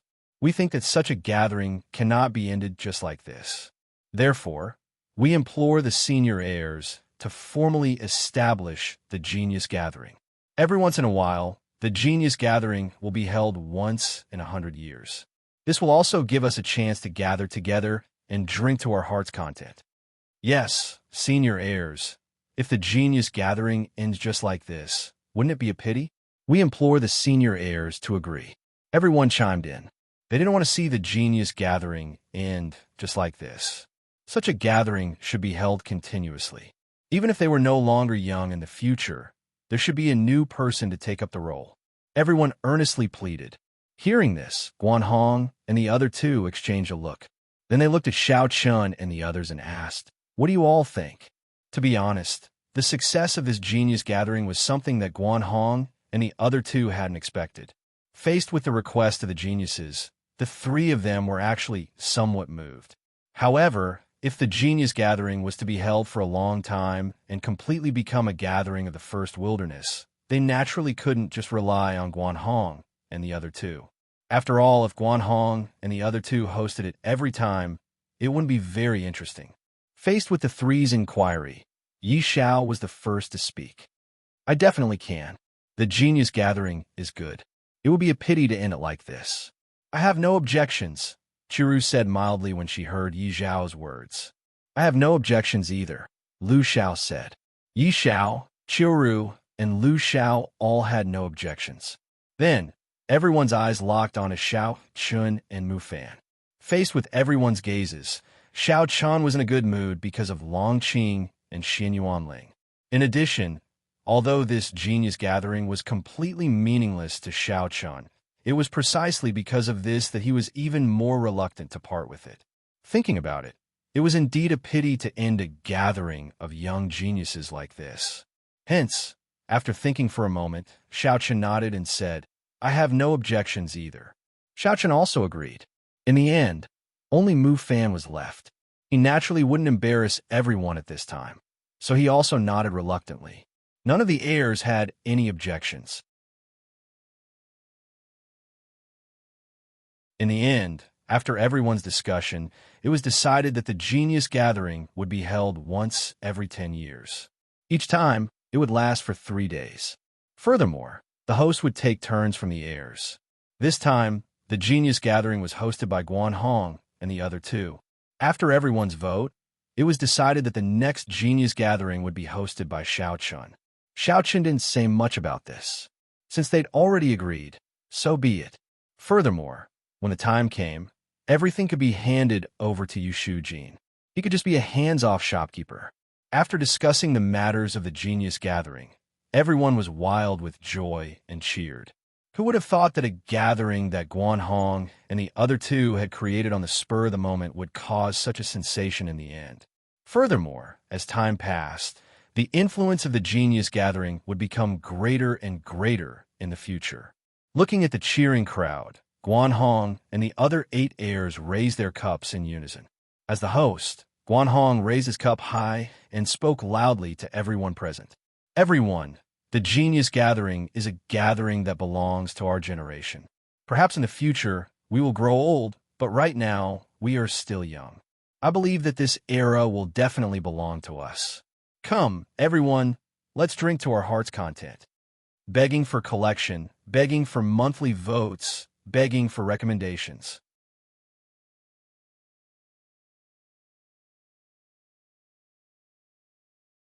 Chapter 1817. Hearing Guan Hong's words, all the geniuses present cheered in unison. Cheers to the heirs of Kunlun's field. With that, everyone downed their drinks. The success of the geniuses gathering not only gave the geniuses of the first wilderness a chance to gather together, but also greatly improved the reputation of Xiao Chun and the other heirs of Kunlun's field. It was killing 2 birds with 1 stone. After downing his drink, Guan Hong was also affected by the atmosphere at the scene. He said excitedly, Everyone, let's meet for the next geniuses gathering. With that, Guan Hong, Xiao Chun, and the other heirs of Kunlun's field took the initiative to salute everyone present. At this point, the geniuses gathering held by Guan Hong and the other 2 had ended on a whim. The geniuses gathering, which would affect the younger generation of the entire 8 wilderness, had truly begun. Many years later, Xiao Chun and the others would no longer be young. By then, the geniuses gathering would have become the first great sage gathering in the 8 wilderness world. Moreover, whether one was qualified to participate in the geniuses gathering would become the most important factor in determining whether one could become a young genius. No one knew how far the Heaven's chosen gathering would go in the end. However, after experiencing this event, all the young geniuses present were touched. It was rare for them to gather together, but in these few days, it could be said that they were extremely happy. It was a great fortune to be able to drink and chat with young geniuses of their level, discuss martial arts, and spar with each other. After the geniuses gathering ended, Xiao Chun directly took Long Qing and Xin Yuanling out of the Jade Tower world. As for what happened after, naturally, the people below would take care of it. Many geniuses who had come to participate in the geniuses gathering also left the Jade Tower world one after another. Without caring about the geniuses gathering, Xiao Chun personally led Long Qing and Xin Yuanling into the Hachibar Sunkai smoothly. They came to Xiao Chen's cave residence in the 7th realm. Seeing that Xiao Chun had returned, Hong Xiu immediately went up to him. However, when Hong Xiu saw Long Qing and Xian Yuanling beside Xiao Chun, her face darkened. She shouted coldly, "What are you doing here?" Hong Xiu had seen Long Qing and Xian Yuanling before. Back in the seventh wilderness, the two of them wanted to tear Xiao Chun apart. Now that she saw them here, she naturally thought that the two of them were here to cause trouble for Xiao Chun again. Long Qing and Xian Yuanling did not get angry when they saw Hong Xiu's cold expression. Instead, it was Xiao Chun who said softly, "Hong Xiu, don't mess around. They're my eldest brother and second sister. There was a misunderstanding before."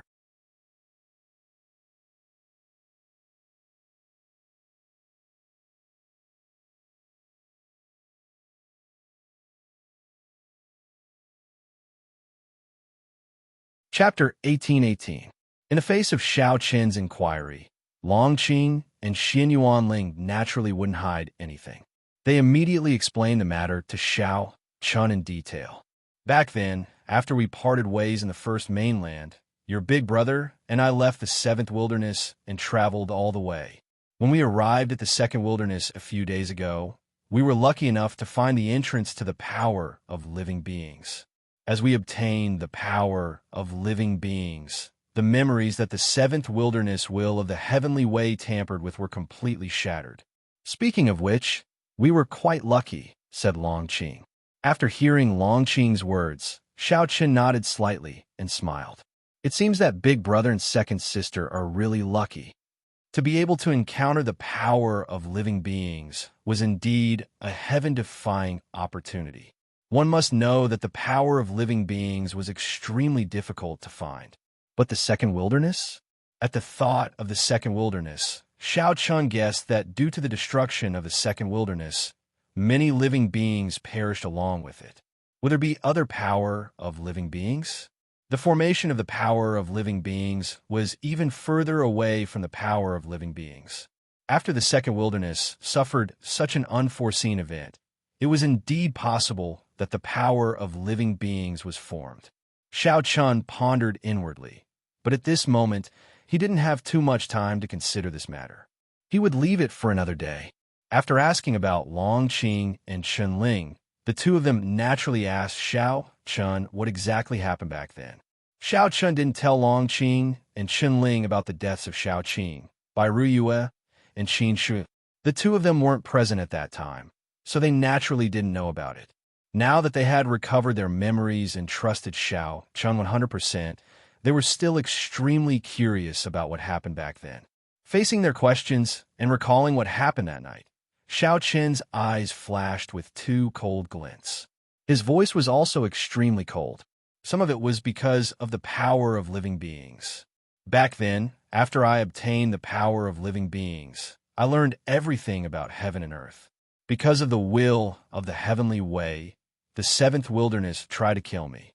Fortunately, in the end, Realm Lord Luo Li came to my rescue. It's a pity that Father, Mother, Shuru, and the others, Xiao Chun naturally wouldn't hide anything from Long Qing and Xian Yuanling. He immediately recounted what happened back then in detail. Long Qing and Xian Yuanling had also refined the power of all living beings, so they had a deep understanding of what Xiao Chun had said. This was because Long Qing and Xian Yuanling had also seen how the world enslaved all living beings.